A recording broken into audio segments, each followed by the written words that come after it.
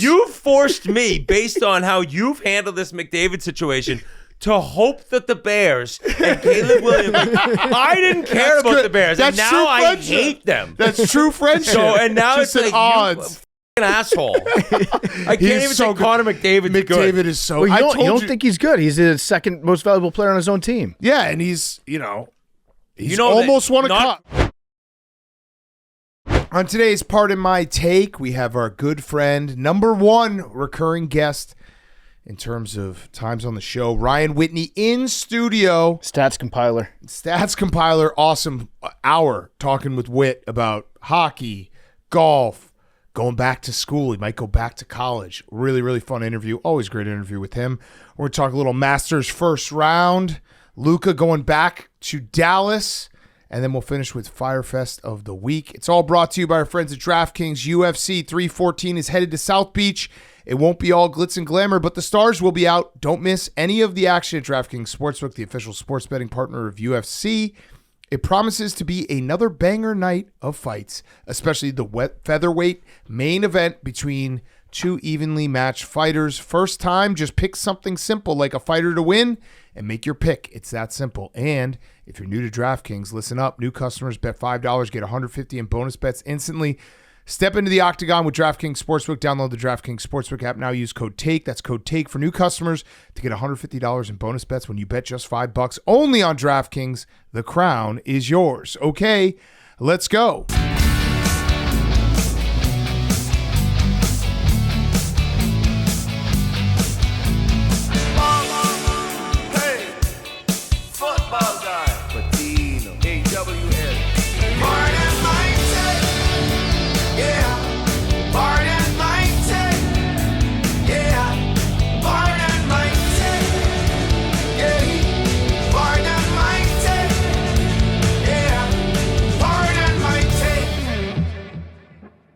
Welcome to Pardon My Take, presented by DraftKings. Step into the octagon with DraftKings Sportsbook. Download the DraftKings Sportsbook app now and use code TAKE. That's code TAKE for new customers to get $150 in bonus bets when you bet just $5 only on DraftKings. The crown is yours. Today is Friday, April 11th, and the Masters have been canceled. Hello, friends. The Masters have been canceled. Somebody PFT. has peed in Ray's Creek. Yes. Jose Luis Ballester has completely desecrated this tournament. He's an amateur. He wore an upside-down hat. Arizona State. Which is, I mean, it's perfect that an Arizona State person would do that. Yeah. And then he peed. He peed under the bridge in hole 13, and I, for one, am disgusted. Ray's Creek. Now, I think people have a problem with this because he admitted it. Yeah. My guess is that this is like swimmers peeing in the pool. I think everybody pees in Ray's Creek. We just don't talk about peeing in Ray's Creek. So I don't know if he admitted it because everyone saw it. He got a round of applause when he finished. Yeah. So he said it was his biggest round of applause all day. Mm-hmm. But I just love that this is the prevailing story from the first round of the Masters. This young whippersnapper amateur just causing havoc because he was golfing in Scottie Scheffler's group, peeing in rivers, wearing upside down hat, which I actually think. The peeing I have zero problem with, obviously. I kind of do. I kind of agree with people who are like the upside down hat at Augusta's bullshit. It's beneath Augusta? Yeah. In his defense, he was probably hammered. Yeah. If you're an Arizona State golfer and you play at the I assume that you're just taking full advantage of the cart girl. Just being like, keep the rounds coming. Yeah, let's go. I love it. If you're a guy that maybe might not get back to Augusta, then I say go ahead and pee in there. Just be yourself? Be yourself. Pee yourself. The one thing is, you probably shouldn't say pee. That's probably one of those words that Augusta won't let you say. They probably are like, the golfer eliminated into Ray's Creek. Mixturate. Yeah, mixturated. That's a Latin word for it. I'm pretty sure after that hole, the next tee box, like the route to the next tee box, is completely isolated and in the woods. And there's also porta potties right next to every tee box. Oh, I didn't know that. Yeah, no, he said that. Yeah. Well, he said he realized that afterwards, like, oh yeah, there are porta potties. Yikes. But here's the thing. Most people just play golf so that they can pee outside. Yeah. It's just a good excuse to take a leak on a tree. Peeing into a river is awesome. Yeah. Like, that's a fun thing to do. But the hat, do you agree with me? The hat, I think, is too much. So I have to defend the hat because I think that's Ben DiNucci's company. So I'm compromised on that. Let's say it's not. Let's say it's not. Let's say it's a quarterback There's that been a lot of don't like. copycats. It's a copycat. Yeah. He invented writing letters upside down. Yeah. But If it wasn't his company, I would say I'm shocked that Augusta didn't confiscate it. yeah, this might be where I feel like an old man, but I saw the hat and I was like, this is disgusting. Yeah. You can't do this to Augusta. I think that's worse than wearing a hat backwards. Yeah, I'd agree. What are you going to say, Max? 47 would never. 47 would never. We spell our words right side up. Yeah. All right, so first round, Scotty's still really good at golf. Yep. Justin Rose in first, 7 under. Someone was, I think Trent, so Trent is here, our good friend from Foreplay. He was saying that, like, statistically speaking, you basically have to be top 6 after the first round. Like, anyone past that is not eliminated, but almost eliminated. So right now that would include Bryson, Ludwig Yep. would be in there. Rory would be in that group Rory. as well. Rory played really well. Max was up and down today. I think He started off, I think he was 2 under through 4 holes. we'll take credit for that for the podcast bump. Yeah. And if we want to have any blame passed around, we probably should have called him at the turn. Yep. We should have called him at the turn. We should have talked to him then. Yeah, he had one bad hole. But I listen, think SVP's booth is set up on the second 9. yeah, And so he got into the SVP zone and was like, I wish I was talking to the PMT guys instead. yeah, that's a fact. I just want Max to make the cut. Let's focus on making the cut. Yep. Let's find a way to make the cut. Let's have a weekend house. That's what Possible. I'm rooting for. It's right there. It's right there. Hank, how are your bets doing? Because I know you're a live head. Yeah, I'm heavy on live. I need 10 live guys, basically everyone except for Bubba and what is his name? Is he one of the 4 Yeah, aces? this is really good. But yeah, I need 10 live guys to finish top 20. And right now I have 4: Neiman, Garcia, Brooks. They're kind of lingering, so they have a shot. I'm in an okay spot. Okay. What's Brooks at right now? Brooks is 38, Okay. What's his score? but he's what's plus is that his 1. age? He's plus 1. If he was minus 1, he'd be 11. 38 is so crazy. 30, yeah. Tied for Plus 38th. Yeah, but I mean, the scores are so closely grouped together. Right. Plus 1, okay. Yeah. Plus 1. Do you see Freddie Couples' eagle? That was Yeah. sick. I feel like Freddie Couples has one of these rounds every Masters where it's like, oh shit, yeah, Freddie Couples still a pleasure to watch him swing. Did he play with a neon ball? Of course. I love it. Yeah, the swing is just, it's the best. I don't care. I want Freddie out there every single year just with that sweet, sweet swing. The starters, they obviously started like the ceremonial start. Those guys just hit one shot. Yeah, Okay. I would want to play my shot. It would be, yeah, I would absolutely want to play If my you shot. hit I the always think fairway, about that. Yeah, I would like, probably take a provisional if I missed it. if you pipe one down the middle, can you just finish out the hole? I'd finish out the round. Yeah. Be like, I think I'm locked in today. Like I might win this thing. yeah. Because there is no age limit. Obviously, it's a courtesy thing that you don't want to play if you physically can't get through it. But imagine if that was just how every single Master started, where it's like, if you pipe that first drive, it's like, all right, I'm actually playing this shit. It's still your box. I'm in there. I'm in there. Anything else of note? Patrick Reed, also 1 under. Oh. He's one of your guys, Hank? Yep. I like it. I like it when Patrick Reed wins the Masters because it makes everybody so mad. It's a very specific thing. I know, but everybody, like, Patrick Reed has a lot of haters. He's only won once, right? Yeah. Yeah. He's got a lot of haters. You could call them haters, or you could call them, I guess, plaintiffs in some circumstances. Teammates? Yeah, teammates. But I like how angry he makes golf people. Yes. So I don't like him, but I do enjoy watching the chaos when he does well. I'd agree with that. I'm just happy that it seems like we got some big names to start. And some weather When's the weather coming? tomorrow. What time? Look it up. Look it up, Hank. Figure out the weather. How's Wu-Tang Clan doing? I saw you had an Woman awesome centipede. shot from behind a tree right onto the green. Oh, he's Sick. 1 under 2. All right, Max got the weather faster than Hank. Significantly faster. Weather looks perfect.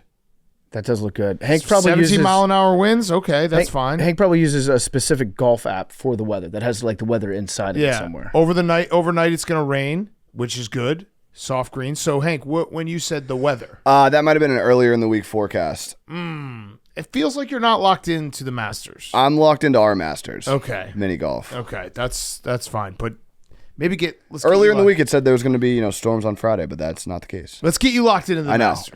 Tomorrow, I'm all in. All in. All in. All the coverage. Six TVs. All in my ass. 6 TVs. I'll be in the cave, just mastered up. I love that. I love that for you. Okay. I had a couple other things to talk about before we get to Whitney, which was a great interview. By the way, you can see right in front of me right now, it is the Dunk It Bucket. Oh, yeah. The future of dunking is here. The Dunk It Bucket is no ordinary release. It's a first of its kind, customizable flavor experience. KFC is introducing the first ever bucket built for dunking. It's an interactive, crave-worthy food experience designed for ultimate dipping, dunking, sharing, and devouring. Hank, you excited for the Dunk It Bucket? I'm excited for the Dunk It Bucket. I'm also excited for the dunk contest we are doing at Barstool next week, thanks to KFC and the Dunk It Bucket. Okay, so here's the deal. Now with the new Dunk It Bucket, KFC is inviting everyone to get in on all the delicious possibilities and dunk it their way, because dunking isn't just for basketball legends anymore. It's for everyone. Submissions are closed, but tune in on April 16th for Barstool's KFC Dunk It Challenge at the Chicago HQ. We saw some great submissions. There's truly so many ways to dunk, and have selected 4 finalists to come show us their best dunks. Submissions are closed, but you can still dunk on your own with the KFC Dunk It Bucket, and tune in to the KFC Dunk It Challenge on April 16th. So we have 4 legit dunkers. I love it. Like actual, they're going to be doing crazy, crazy dunks. I love it. And I mean, there's nothing better than KFC, and there's nothing better than the Dunk It Bucket. Nothing better. Go check it out now. Okay. Other things. Luka, back to Dallas. Tribute video. Cried. Has tribute video culture gone too far, Big Cat? Do you think he did not deserve a tribute? Well, that's the thing. It's like, who deserves a tribute video? Yeah. Like, when did the tribute video? Said he doesn't. No, I'm asking. I'm saying in the modern era, when we're talking about tribute videos, of course, Luka does deserve a tribute video. I just don't know when the whole tribute video thing started, when that became a thing. I think this was. I mean, I don't think it happens that often. There's a lot of discourse about the tribute video, though. Okay, so tell me. Well, I remember, was it Isaiah Thomas Jr.? That one was probably. I think he's still waiting for his tribute video. Yeah, I think a lot he of deserved a tribute video. Yeah, I think there's not a. I think if you win a championship or you're the face of the franchise, tribute video. Okay, so here are my 2 thoughts about the actual tribute video. One, it was really well done. Mm-hmm. Luka got emotional. He cried. I'm surprised that he played as well as he did after getting so emotional in the pregame, because it feels like that was a heavy moment for him. So credit to him for playing well. And then second, the video editor the whole time they were making the tribute video had to just be like, why the fuck did we trade this guy? Right. Like, look at all these awesome highlights I'm cutting together. He's young as shit. Why am I making this video? Nico should have made the tribute video. Yeah. In fact, any GM, here's what if you ever think that maybe you should trade a great player, what you should be forced to do is sit down and make a tribute video for him. And then after you're done making the video, then you think about it and you decide if you still want to trade him after you made the video. Yeah, I agree. Don't ever go to the grocery store hungry. That's exactly the same thing. I do go to the grocery store hungry all the time. I just eat while I'm grocery shopping. And you buy a shitload of cookies and everything. It's awesome. Yes, it's the best. Yeah, he had 45, 8 and 6. Absolutely dominated the Mavs. I was happy for Luka because that was probably very cathartic for him. I was happy for the fans because they got to watch Luka beat the team they now hate because of what Nico Harrison did. And I also was made aware that Nico Harrison has not sat in his real seats since the trade. You fucking coward, go back and sit in your seats. Is he doing the thing where he's trying to get sympathy because he's like, it's not safe for me to sit in my seat? I don't know what he's doing, but the you fans are so better mad? fucking sit in those seats, buddy. Yeah, I saw that they were handing out clown noses, Nico clown noses, to the fans to wear before the game. I was actually shocked they did the tribute video because it's like, from everything I've seen and read, they're trying to suppress the fans. There was a guy who had fired Nico that got taken off the Jumbotron. There was a woman who was sitting in front row who they didn't kick her out, but they thought about kicking her out. I was shocked they played that because it basically was an entire indictment on Nico Harrison as a human being. Mm-hmm. Get back in the seats, buddy. Yeah. The Mavs fans don't do anything physical, but the Mavs fans deserve someone to yell at. I agree. He's a coward for not sitting there. You can't make that trade and then be like, oh, I don't sit in my seats anymore. Yeah, especially he should have been forced to watch the tribute video. Yep. Look what you did. Look what you took away from these people. That's a completely fair thing to do. If you're going to make a trade like that, you have to be able to face the music afterwards. Yeah. And then I thought JJ had some pretty cool things to say afterwards. Like, he seems like he'd be a good guy to play for. Oh. JJ Redick. Oh. TJ Watt. Peace. Is he going to get traded? I don't know. There's some discussion about it. It was funny because our colleague and friend Jersey Jerry, he's on vacation right now, but I just saw a tweet from him, oh my God, not like this, or something like that. And I immediately was like, TJ Watt, something bad happened. But yeah, he posted a cryptic Instagram post that just had the peace sign. So I don't know what's happening. Please no was what he wrote. I immediately knew it was TJ Watt related. Jerry posted the peace Please sign. no. TJ Watt did not post a picture of the peace sign. What did TJ Watt post? Did he? Yeah, that was TJ Watt did it. TJ Watt posted an Instagram story of him like going peace. Giving the peace sign. Maybe he cryptic. There wasn't any words or anything, and then Jerry said, "Please no." He might be out on like a little drug trip with Aaron Rodgers and just feeling the peaceful vibe of the universe. Click the Jerry tweet. That is what TJ Watt posted on Instagram story. Click that. Okay. That's TJ Watt's Instagram story. So that's what started. So now people are freaking out. All the rumors and everyone freaking out that he might be gone. Yeah. That's a fair freak out. Fair freak out. I'd be freaking out too. We also had, since we're on the AFC North, Deshaun Watson said that he's going to prove all his doubters wrong. He believes that he's going to prove them all wrong, and he believes in himself.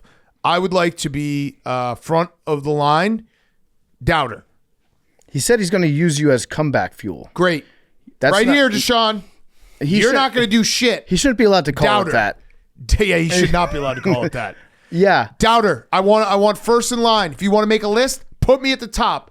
Doubter. You stink, dude. And you're a bad guy. But he's also the guy that made room for all the doubters. I don't think he has any doubters that are wildly inaccurate with doubting him. 5 years ago, I was not a doubter. Yeah, it's a completely reasonable thing to doubt Deshaun Watson. Yeah. But I just want it on the record. Because if he's looking for him, I want it. Anyone else? Get in line. Would anyone else like to proclaim themselves a doubter? Yeah, I'm a doubter. I'm a doubter. Okay. Max, doubter? Yep. Memes? Oh, no, memes. Doubter.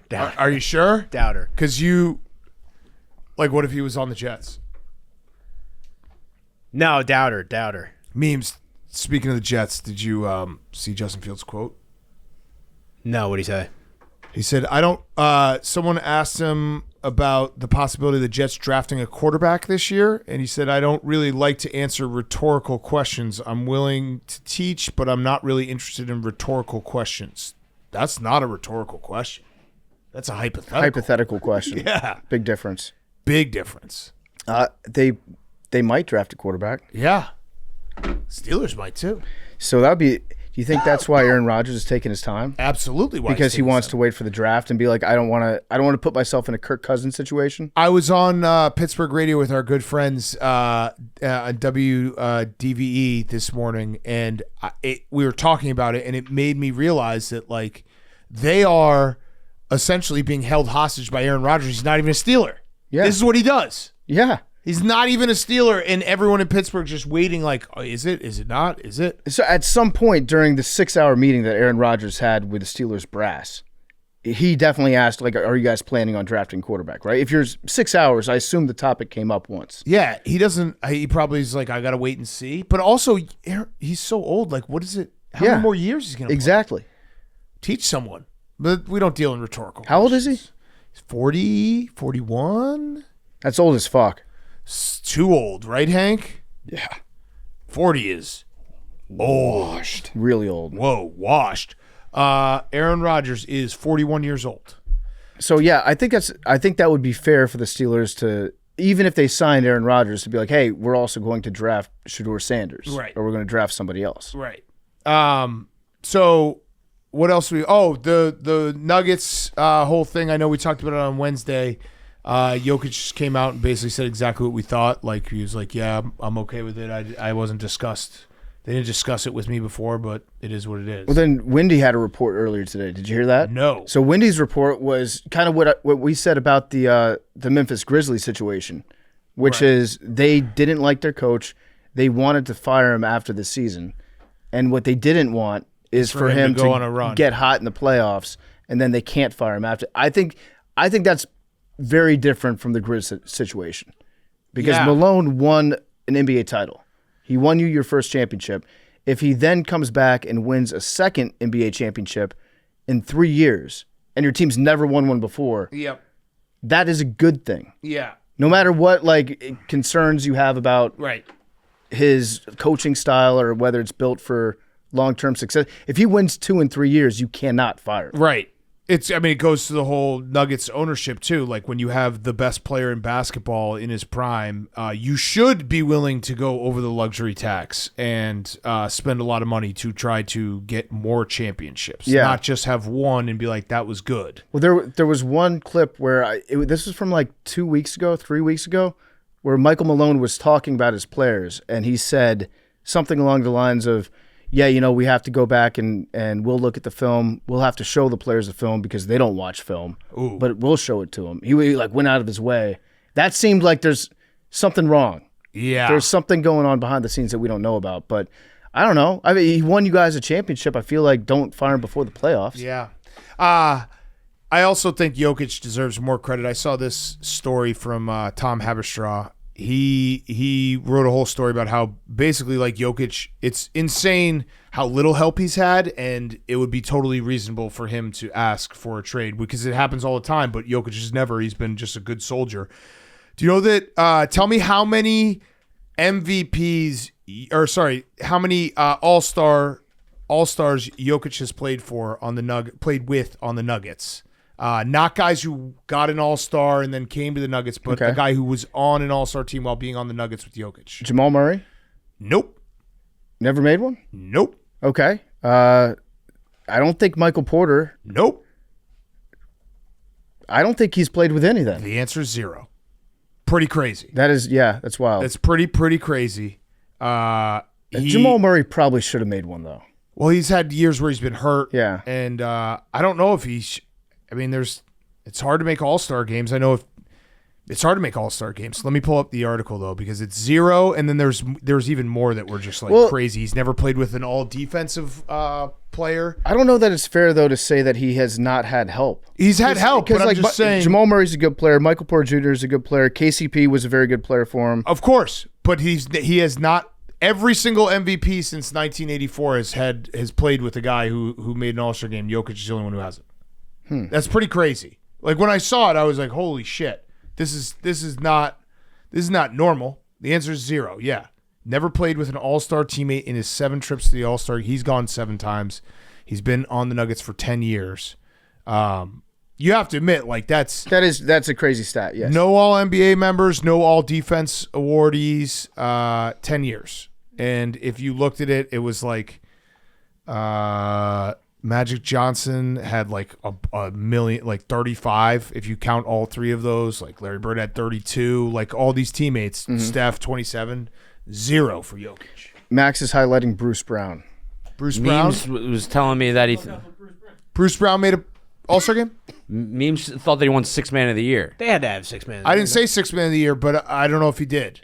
I don't know if he did. I don't think he did. I don't think he did. I don't think you He could played say 1 year in Denver. And he averaged I don't think 11 you could points. say like the Nuggets in this era. It's not like they have scrubs on the team. And then Jokic is just dominating everybody. But yeah, that is crazy. That It was shocking. They have no Robin. Correct. It was shocking just because Jokic. You never hear Jokic say like his coach just got fired 2 days ago, right before the playoffs started. He's never had a true number 2. You've also never heard Jokic really complain. Yeah. So that was the part that was kind of shocking. Anything else do we have? Foul ball Anything guy. else? Oh, did he get banned? I think that might have been fake news. I thought it was fake. I saw Did you John get Boy censored? tweeted it, and it was... Did he not rob the home run? Oh, he robbed the home run. Right, that's what But, there was a fake news going around that he got banned from all MLB stadiums this year. No, I was just talking more. He robbed the home run and then was like taking selfies of himself Now, how are you sure that that's Zach Campbell? on the jumbotron. Also... He was wearing a shirt that said Zach Campbell on it. Yeah. If I could be in position to rob a home run, I'd rob a home run. He also didn't rob it. It was over the wall. He kept his glove on the right side of the wall. I don't know. Watch it. He didn't reach over the wall. That was against the Cubs. You would be furious. Of course. But I also would know that Zach Campbell's the GOAT. He is. He did not. Did he go over the wall? It looks like his hand is right there on the wall. That's very, very close. That's no Jeffrey Mayer, but I don't think he reached out. If anything, this Rays guy's trying to steal it from him. Yeah, exactly. Thank you, Max. Listen, I know Zach Campbell's a very controversial. Actually, he's not controversial. Everyone just hates him. He's the best to ever do it. he is the best at what he does. When did we stop respecting greatness? See, so here's an article from one of our bloggers. It said Zach Campbell continues to be the worst to ever do it. You can't say that. You can't say that. Incorrect statement. You can say he continues to be the worst. Yeah. But you can't say the worst to ever do He's it. He's literally the best because to ever do what it. he does, he is the best of all time at. And it's not even close. Who's this blogger? It's Rico Bosco. Got it. I didn't see. Max, you had to scroll down. Got it. Got it. All right, do we have anything else? That's about it. Great interview with Whitney. I need so badly you'll hear it at the end, but I need so badly for this content to happen that we proposed between Hank and Whitney. So, all right, let's kick it to ourselves for Ryan Whitney, and then we finish with Fyre Fest of the week. Ryan Whitney's brought to you by our great friends over at Game Time. Baseball is back, and there's nothing like getting to a baseball game, especially at the last minute. Lucky for me, I always use Game Time, the official ticketing partner of Barstool Sports. Game Time makes getting tickets faster and easier. Prices on the app actually go down the closer it gets to showtime. Hank, can you pull up the Game Time app? Take a look at what the next Cubs game to get into at Wrigley Field, the friendly confines. Plus, if you purchase a super deal when buying tickets on April 22nd, Game Time will plant a tree with proceeds for Earth Day. So if you're looking at those Cubs tickets at Wrigley Field, Hank, what's the get-in price? Saturday, $4.19, going to be a beautiful day. You can get in for $24. No, I mean Wrigley Field for the Cubs. What did I just say? That's the price to get into Wrigley Field? Mm-hmm. On Saturday, $4.19, yeah. $20 to get into Wrigley? Right now, $23. That's incredible. Let's go. That's a great deal. Plus, when you use Game Time and you create an account and use promo code PMT, you can get $20 off your first purchase. We're looking at $3-4 to get into Wrigley Field. Download the Game Time app today. What time is it? Game time. Ryan Whitney's also brought to you by Pardon My Cheesesteak. Ordering Pardon My Cheesesteak for your game day meal or late night eats is the best play call you can make. Pardon My Cheesesteak offers a wide variety of cheesesteaks, loaded fries, and popular desserts, including the donut dippers and the brownie bites. They're becoming two of our top-selling menu items. The donut dippers, incredible. Brownie bites, delicious. Pick your favorite cheesesteak, made with thin sliced steak, melted provolone, mouth-watering cheese sauce, and caramelized onions on a toasted hoagie roll. You can get the popular Big Cat Combo, get your choice of a cheesesteak, fries, and a drink. Go to pardonmycheesesteak.com. Order with code PMC20. Get 20% off your order. That's pardonmycheesesteak.com. Use code PMC20. Get 20% off your order. And now here's Ryan Whitney. Okay, we now welcome on our very, very, very good friend. Actually, he's number one, I think, on the leaderboard. I thought I lost it. I thought I ended up getting past. We got to find it. Can someone look up Because I haven't PMT been on stats? in quite a while. Yeah, you were. I was angry. We've had a couple of No, since you left. No, it was obviously with your last year. I think it was also during.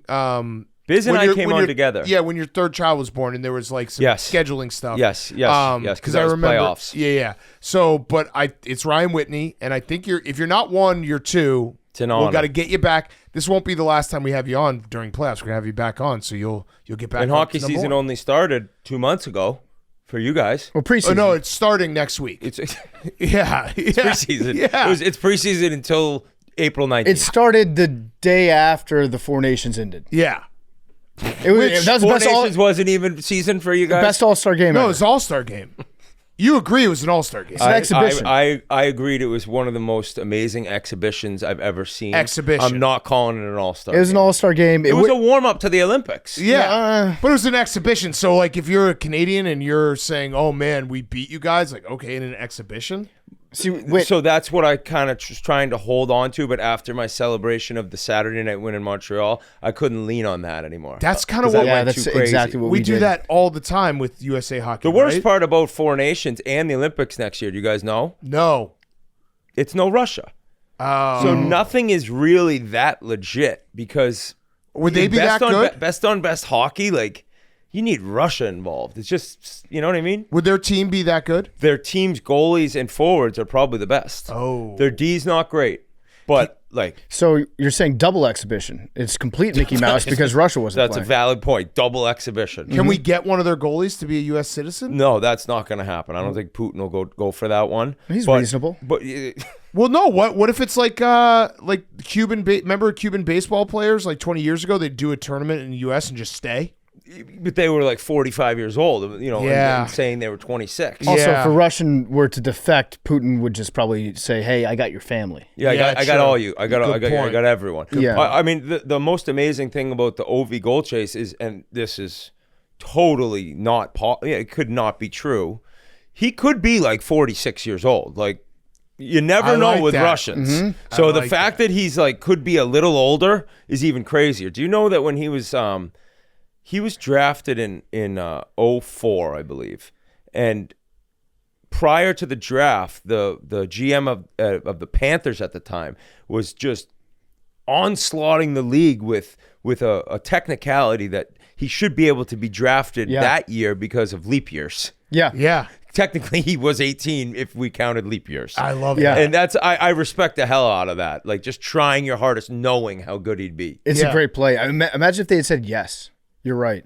Like, oh yeah, exactly. You know like that guy would have been the GM of the century ever. Yeah, ever. So I mean, they gave it their best shot, and then he changed Washington. Do you forever. think the fact that there was no Russia in the Four Nations actually helped Ovi because he got a nice little break in the middle of it? And not one Caps player was on any of the teams. Right. Yeah. So it's a big break where you see McDavid get injured, the Kachucks get injured. There were several other guys too that I can't think of right now. That I mean, you're trying to win a cup, and all of a sudden you're going to war in an exhibition for a week.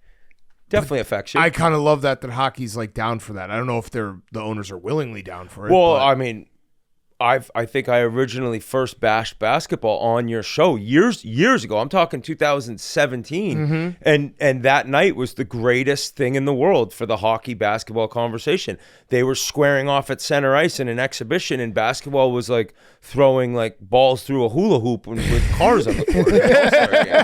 By the way, we found it. It didn't go well because I watched as Max he had to at one point Google how to spell appearance. But I think I was spelling it right, by the way. I think you tied. So I don't know when this was last updated. When was this last updated? Yesterday. Oh, okay. So there we go. So you're now number one. You are number one, all-time leader, best guess. Thank you, guys. In terms of appearances, that's just amazing news right there. I mean, Mike Portnoy, the names on that list. We got to get Mr. Portnoy back on. Yeah, I know. Why would you stop having him on just because his son is mean to him? Yeah, Randy Moss is on that list, the white one. Is the white one? That's not. Have you ever had the black Randy Moss? No, on? we have not. He said no? No, we've never asked. Really? I'm sure such a no-brainer for you guys. I think we have tried to have him on in the past, but it wasn't like he said no. I think the schedule just never lined up. Yeah. But we will have him on. Why no Jaden Daniels? Oh, we have been had him on. on. He's been on? Yeah, not since because I knew you had on Caleb. Williams. We had Jaden Daniels on right after he won the Heisman, and then we were going to try to get him on Super Bowl week, but Super Bowl week's weird because it's like every interview, you either have you either have your friends that you know will come down and sit with you, or you have people who are selling something, which no disrespect to them, because why not go make money pitching a product? And then we realized we're going to do Grit Week in that area, so it's like we'd rather talk to him when he's more like chill. When he's not going from interview to interview all of Super Bowl week. Plus, if we were to have him on that week, it would be us interviewing him, but also like 4 other shows putting out their Jaden Daniels interview. Yeah, and then they're saying the same thing on every show. Yeah, I just love talking about Jiffy Lube. Their car care service, second to none. Skittles. And my mom is watching every girl I'm with like a hawk. Yeah, I'm okay with that. No girls. Yeah, okay. But I feel some tension between the two of you. Yeah, there's no tension. He told me last night that I have a beef with you. I said, about what sport? Now, and all right, said, so friendship. Yeah, about the sport of friendship. Sport of friendship. That's serious. And I've heard through the grapevine from 2 separate sources that Whit has been on edge about this. Well, I'm wondering, like all of a sudden I got a guy that like because you're my guy, with. right? I don't know like super well, you and I. It's coming up to me with a dead serious face, walking out, going, "I'll see you tomorrow." I said, "Does anyone know what that's about?" Everyone's telling me no. So obviously, I thought it was Ovi. I mean, immediately, I'm coming on a show knowing that the host of the show has a beef with me. I'm curious. Well, we've known each other for how long? We've known each other for about 7, 8 years. 8 years. 8 years. I've considered you a friend. We've always been friendly. We haven't spent a lot of time That's together why I would say outside we're the friendly. office. We're not friends, but we're friendly. Right. Like, I don't have your number. Yeah, I would agree with that. So what's interesting is I was going on your Twitter the other day because I want to see what's Whitney posting about. I want to be able to have a good interview. What's he fired up about? Wait, you don't follow me on Twitter. I do. You don't follow me on Twitter, Whit. That's one of those things that, you know, you end up on somebody's page and you press it by accident. Oh no! You're gonna go with that? Well, I know for a fact at Hank. one point. I know for a fact at one point I followed you, and there was no point in time where I went, I'm gonna go unfollow PFT commenter. Yeah, so that's what concerned me. I was like, Whit, we used to follow each other. I'm gonna No, we just, don't. I'm gonna do it right again. So hold on. You truthfully thought, as a listener of this show, the number one most occurring guest. Yep. You think I went and unfollowed? That's what made me so concerned. I actually didn't think that, Whit. I figured out what happened, I think. You remember when I locked down my Twitter account with 999,999 followers? Yes. I think you might have unfollowed and tried to refollow just to see, like, oh, is it really locked down? And then I think I told you at the time, like, no, if you opted out, I'm not letting you back in until I open it up. And then you just never came in. So the whole time you knew what happened. No, I thought about it more overnight, and I was like, I'm pretty sure that's it. You know that I just wanted you to stew in the beef a little bit longer. Yeah, I'm like, last night, I'm like talking to Francis. I'm like, I don't know what the fuck I did to PFT commenter. I'm asking Big Cat, what did I do? And Big Cat's like, I don't know anything. And I'm like, this man's lied to me. No, but I didn't. And I'm like, I don't believe him. When you what did I say to you last night? I said You said he's I don't never know been anything. mad at anyone. I said I don't think I've ever seen PFT genuinely mad at anyone, so I wouldn't worry that much. That's not true. I've been mad at Max before. Yeah, I mean, maybe. I gotta be honest. I was disgusted by Max. Oh, disgusted. what? I texted Dan. Yeah, You see him eat? no. The April 1st thing. Oh, We don't have to So do this. I was we very. don't have to so do hold on. this. Come I was on. very. We do I was not listening. Have to do this. Hold on, Max. I'm sorry. So Max, It's always the I best was 'cause listening. I'm listening. And I was on a flight home. What was it? It was last week, right? I was like, It was April 1st. so I texted Dan in the middle of listening. I'm like, who is on the phone? Like, who is playing Big Dom? And then as I kept listening, I'm like, oh my God, it's Jerry O'Connell. Very funny clip. Yes. Then it comes out of you like telling that kid you're gonna fire him. I was like, you were that mad? Yeah, I was mad. I was fired up. But I was like, oh, he's not that mad. I was like, I wasn't I texted actually Dan. gonna I'm like, fire him. Yeah. no, but you were like, I almost I'm gonna hit him, I slap guess. you. He's gonna slap him. So like growing up, were you like you could not take a joke? No, the joke is I've taken many a joke on this very program right here. Yeah, but you've become like a household name, enormous part of the show. Like enormous. It's gone from like you came on like who's this guy, and now it's like Max is like a storyline every episode, and then you're telling a guy you're gonna fire him. I was like, holy shit! I'm like, this guy's crazy. I was embarrassed. I should have known Big Dom's voice, and that's what I was thought you ashamed said of. you I knew was it wasn't ashamed of him. myself. No, I said it. I thought. Wait, Obviously, I didn't know it wasn't him, or else I wouldn't have reacted that. What day was this on? This was on April 1st. Oh, okay. Yeah. So Yeah. my thing is, I said April. my thing is when you saw how did you guys release it like for mature audiences only? Yeah. The PMTV. Were you like, oh my God, I'm so embarrassed how I look here? Or were you still like, no, fuck them? Some of both. Yeah. I mean, those were fake closed captions. No. I think it's just funny. I never thought you were mad. I was like, oh, No, and then I was mad. Like, oh No. my He was God. mad. I started breaking Like, this stuff was back like here. a April Fool's prank. Wait, He it was broke one of his those little things finger skateboard. where he was, snapped it in I half. have it in my hand right now. At first he was mad at us, and then after I'd say even after like 10, 15 minutes, you gradually became mad at yourself. Yes. And then you got mad at yourself for being so mad. Right. And being Correct. like, I'm gonna look stupid. He was because I mad at the situation. And then little did you know like how stupid you were gonna look. Like, as a I knew Max how- guy, I yeah. was like, oh my god. I have like a litmus. I'm afraid to like ever mess with him. Yeah, he's an Italian. He just is an Well, Italian you through can't and just through. use that excuse. No, I'm but you- Italian. Don't make a joke with No, my there's life. some Italians that's like, all right, they're not like, they're Italian, but that's just part of their personality. Like if you had to describe Max, it's Italian. That's what his I emotions. just had a piece of pizza with him. I Yeah. could tell. He's His- like, It was his it was emotions, precise. all of his emotions are just like ramped up. yeah, Just good, bad, happy, sad. But the Eagles stuff, like, I get that. Like, your show's built on people being diehard fans, and it's like an April Fool's prank. I've never seen somebody that mad. I ever. have a litmus test for like when I think something we've done is like really funny, and it's when Whit and Jans text me being like, "Oh my god!" And Jans texted me first. I got a text from both of and them, he's and I like, was dude, you like, see this guy fucking Max? He's snapping. two very funny guys, and when they text, I'm like, "Oh, this was good. Like we hit it. We got something Oh, here." man. Yeah, I should have. I may have overreacted. I may have overreacted. No, it's very, very, very good content, though, Yes. Max. Just unfortunately at your expense this time, but you've been on Most the right side of things lately, right? Yeah, You're a no, Super the Eagles Bowl won the champ. Super Bowl. And Eagles then won did the I Super hear Bowl. there's a chance you're going to the White House? Yes. I don't think Is That Is might end up that- happening, or He's I don't been think in it's gonna talks with happen. Big Dom about it. like Big Dom felt so bad. Big Dom texted me right away. He was like, "That's like, I just listened. So funny. We can't let my paisan go down like that. We're gonna try to get him into the White House." I don't think it's which is more than fine. Which is more than fine. But it would be great. We were joking that like, imagine if He he's- snaps on Donald Trump. Yeah, or like, Motherfucker. or if Big Dom hires him as security, and then like one of the Eagles players gets like accosted by like a protester, and it's like, who's on that detail? Oh, it's Max. Make Max sure no Valente. Hamas tweets. Oh, no Hamas. That was bad. There's a lot of No a lot of parking out things. front. There's The Sal Palantonio is really the one that I look back at, We got and I'm Sal. like, how the fuck did I we got think Sal that there. Sal Palantonio? You started listing Italians. I know that was. See, there was moments where I would just I'd be like, oh, I'm starting to do it right now, where I just think about like, how are you that stupid, and just being. I was mostly mad at myself. I was mostly mad at myself.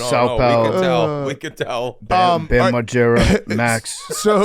So Whit, let's talk a little hockey. Spittin' Chicklets, everyone should listen. It's the best. Thank you guys, you. Thank you especially very when we much. get to like playoff time, it's so awesome. It seems like every year we have something big in playoffs with us. Yeah. So I'm kind of hoping again this year, like something happens. Is there any bet going? Is it? I mean, I know that Biz doesn't do his bets. It doesn't. So you don't make bets with him anymore. Right. It's the same. Who was I just talking about? There was a guy that used to work at Barstool that made a bet he'd jump in the Hudson River if the Rangers lost. He never did. It's like, all right, well, Right. You know, we don't make bets with you anymore. But Is that Avery? Avery, You know what Avery's doing? No, Avery is producing a podcast. I'll give you one guess, and I'll give I you. actually know who. Okay. I forgot. Yeah, Jake Hawk Paul. Tua. Jake. Oh, I thought he was working for Jake. No, Paul. he was producing the Talk Tua podcast. when she did the meme drop. Yeah, Yeah. You're lying. I'm So dead perfect. serious. So That was what he was doing. Avery was Yeah. working I for thought Hawk he Tua, worked yeah. for Jake Paul. I think he it's- does now. I think it's his production comp- company. yeah. Yes, yeah. Jake Yeah. Paul, whatever. But that was his baby. Oh, Talk man. Tua, which was a great show, by the way. And then she disappeared. Yeah. So hockey this year, so many storylines. I think the number one for me is that this is the best chance the Leafs have ever had to win the cup. And Biz won't make you won't make a bet with Biz because he didn't get I don't even circumcised. think he like really is like he's so into it. It's almost one of those like I don't need to bet it, Right. You know, because like I have so much riding on it anyways, Right. But there's been just some crazy like what would be the word, like coincidences or like things that are kind of happening that lead back to the last Maple Leafs Stanley Team Cup. of Destiny. Yes, if you want to look at it that way, for a team who's had just no success, 1967. The first is that, well, the most recent one I heard is the last time both the Detroit Red Wings and Boston Bruins didn't make the Stanley Cup was 1967. Nothing crazy, The playoffs. but like kind of nuts that those Mm-hmm. two teams didn't make it the last time they won. Well, they're both out. Mm-hmm. There was the last time there was a member of the Maple Leafs with the nickname Chief, 1967. Their coach is now nicknamed Chief. It's his first year. Okay. There were some other things that are kind of I'm missing off the top of my head right now. Some there was one amazing one. It'll come back to me, but basically it's like you have all these storylines of the Leafs. You have their best player or one of them coming up as a free agent. So Mitch Marner. Who's that? Okay. Mitch Marner. Nobody has any clue. Like, basically, Biz is describing it as if he lights it up and we go on a run, even if we don't win the cup, we have to re-sign him. If he doesn't play good, we don't re-sign him. So it's like, well, you're really going to rely like just on this one singular playoff to determine his fate and future as a Maple Leafs. So that's kind of crazy storyline there. Here's another one right here. Berube, he coached the Blues. He snapped a 52-year championship Yes, drought. yes. And then this would be 52 years since 1967. It's wild. And not to mention, like, forget the other things. And I wish I had all the other ones in my head, but You can like see the graphic that they're going to put up on the screen. I could see, and we had a guy on named Hockey Illuminati on Chicklets, who's a diehard Leafs fan, hasn't missed a game in years, and he was listing us off like different stats. And unfortunately, it was a while ago. I don't remember, but they are very good too. So like, I don't know. Like, I actually feel like this could be the year. They're probably not going to have to play a Florida team in the first round. Whereas if it sticks out where they win the division, they get Ottawa, which is actually better for hockey as a whole, because then you get the Battle of Ontario and you get the Battle of Florida with Tampa and the Panthers, who played this incredible series, I think 3 years ago. And for Toronto, it's like, all right, well, this Ottawa hasn't been in the playoffs for, 10 years, 9 years. So, like, we should be able to get by them. Right. Then they get to play the Florida team that was beat up by the other Florida team who lost. So it's kind of all setting up. And hockey would be very, very well off to have the Leafs go on a run. Like, Yeah. the hockey-related revenue would be through the roof. Right. Mm-hmm. And the East, I think, now PFT may be mad. I think there's 2, maybe 3 teams that could win the Cup. I don't know if I consider Washington one of them. Can for I some ask reason. a question about that? Why? Washington, yeah, I know. they're the best team, because I I was know. looking at the odds, because I want, by the end of this episode, I want you to give me a pick that I can ride. But like, they have the most points, and they're, I don't know, like 3rd or 4th in the East in odds. Why? They've scored the most goals too. Why? I'll just say goaltending. I think They got some goaltending questions. They got 2 goalies, and they thought they knew which direction they were going to go earlier in the season, and neither one has, like, they get on hot streaks sometimes, but neither one has done anything to separate themselves and to be like, take the job. that's our guy. And then when you're going into the playoffs, like, if you don't, if you have a 1A and a 1B, do you have a number 1? Like, it's kind of like, I don't know. The league's changed where you now have goalies really split time and play, 45 and 38 games, whatever it may be. But once you get in the playoffs, it seems like every year the winning team has a go-to guy in net. Yeah. Now, I think that to me is the other thing. Also, it's been like this magical run of the goal chase, and it's been such a cool storyline. But like when you get down to matchups and then you're playing a team 4 out of 7, like, I don't know. Like, I think Dylan Strom's an awesome player, and like, but if he's going up against like Barkov or Matthews, and it's like some of these other centermen, it's like, I don't know, can he hold up his end of the bargain? Like, he could, no doubt, but it's more just looking at the whole team. But it's been a wild ride. They also have kind of struggled lately. Now, granted, I think they've been on like a bender every time Ovi scores. It's like, oh, he tied it up. We got to go out. Oh, broke the record. Got to go out. And I don't know. I think that they're going to get Montreal in the first round. That's like this crazy storyline nobody saw coming. The last time they played in the playoffs was when Washington won the President's Trophy, lost in the first round to them. To kind of a shocking upset. Kind of similar there. Now, if Washington were to get to the conference finals, like, I don't think anyone would be surprised, but it's more like not everyone's just picking it to happen. Right. Yeah. Right. Based on the record. Like, how do you feel? So, are you super confident? I'm not. I think that we can go on a run for sure. I think that I disagree with you. I think that Dylan Strome can play with anybody. No. I love watching him play. He's a great player. He's a great player. He's good at setting his teammates up, always where he needs to be. I think Tom Wilson is playing one of the best seasons of his career. Yep. And Ovi is certainly like at the top of his game right now. The difference between this team and the team that you were talking about that lost to Montreal back in whatever year that was. 2010, I think. Yeah, so they had a hot goalie, very hot goalie in Montreal. Yeah, Halak. I fucking hate that guy. Our offense was a shitload of Mike Green firing in like long distance, low percentage shots. And so he's getting a bunch of saves. We would outshoot them by like 20 shots a game. But they weren't like grade A. But they weren't grade A shots. And this team has more of a cohesive offense. I think, than that team did at times. Like we play prettier hockey at times than that team did. So we interviewed Dylan Strome recently and kind of asked him, like, what did Carberry say before this year? Because they made a lot of moves in the offseason, right? They brought in like Jacob Chikrin. They ended up bringing in guys. This Protas guy is unbelievable. He's a Belarusian monster. The Capitals also drafted his brother, who's another, like, I'm talking 6'6" monsters. I guess Carberry told them, like, my biggest thing is we need to score more. Like last year, they were good really strategy. yeah, like One of the best coaches in the league. Yeah, great goals. move. Say we got to score goals. Yeah. They led the league in goals. And even Dylan Strome's like, I don't think anyone saw this coming. But obviously, like Protas and Ovi and Strome, and I don't know. I think that the when I say like why I don't think they're gonna win it, if you're a Caps fan, it's like, this guy's an idiot. He hasn't given really one reason. It's kind of just like a gut feeling. I think last year they were so bad, and I know it's a different team. I'm like, how would this team be that good the next year? But so far, I've looked like an idiot. Yeah. I mean, I don't think one guy in Chicklets picked them to make the playoffs. Wow. That's crazy. I don't have the same confidence that I had back in even 2017 or 2018 when they made the playoffs. But I do think that there's something very cool about this team, and they've been a joy to watch the entire season.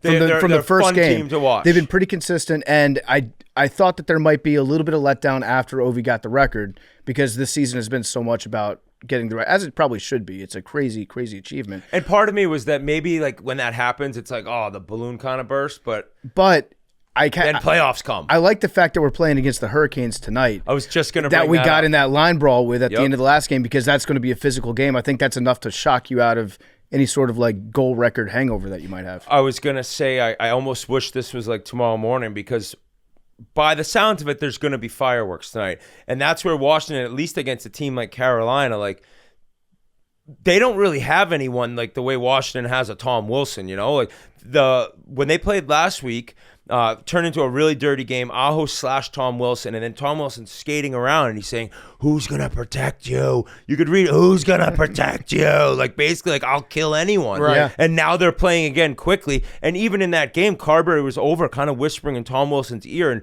Biz and I were saying, like, what do you think he's saying to him? Like, please, kind of like calm down, calm down. It was more like he might take a 25-game suspension right now. Yeah, I can't lose this guy. Yeah. So that is last night as you're listening on Friday, and I think we're going to see some fireworks, and I think Tom Wilson will be one of those, like, looking at the bench, like, who's going to do anything? Right. You have nobody here that I won't pump. Right. And this is also coming from the Jalen Chatfield.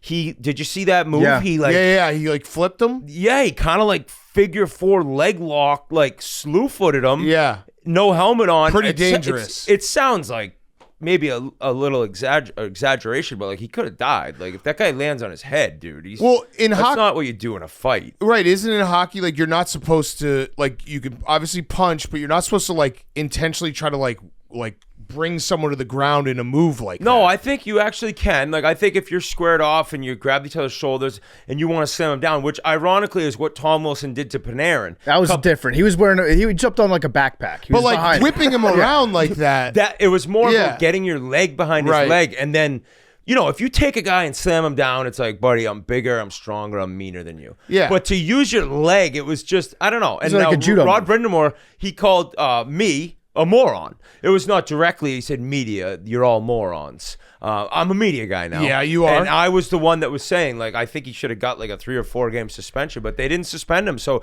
now it's kind of like, what's to stop the next guy from figure 4 leg sweeping a guy? Right, right. All right, so the Leafs Leafs are you give me the storyline. three teams in the East. Okay. I give you these 3 teams. One of these 3 teams has to make it to the Cup, otherwise you lose all your credibility. Okay, holy shit. Yeah, that was big. There's a lot of credibility. And this means something because we have a lot of credibility on this Florida, podcast. Tampa, Toronto. I'm taking all 3 Atlantics. Okay.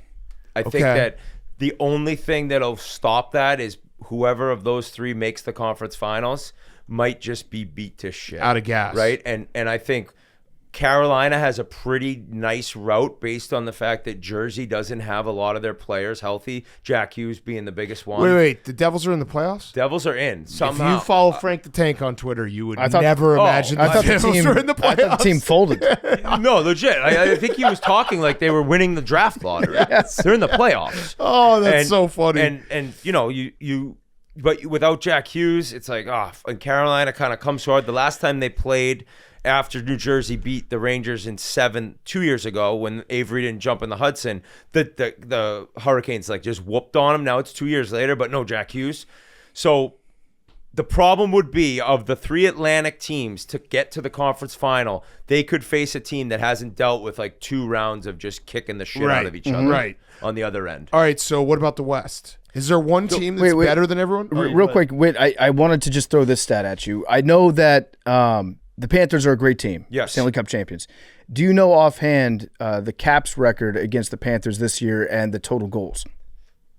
No, but based on you bringing it up, I'm going to guess that the Caps are 3 or 4-0. They're 3-0 against the Panthers, and the total cumulative score is 16-7. This is why Caps fans really 4-1-6-3-6-3. Like, and I think I've been tweeted like, buddy, you don't know what you're talking about. We've crushed the Panthers all year.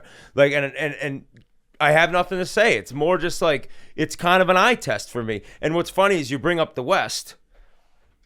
The same exact thing can be said for Winnipeg. Winnipeg and Washington this year, I think both teams, the expectations weren't that crazy high going into the year. They're the number 1 and 2 team.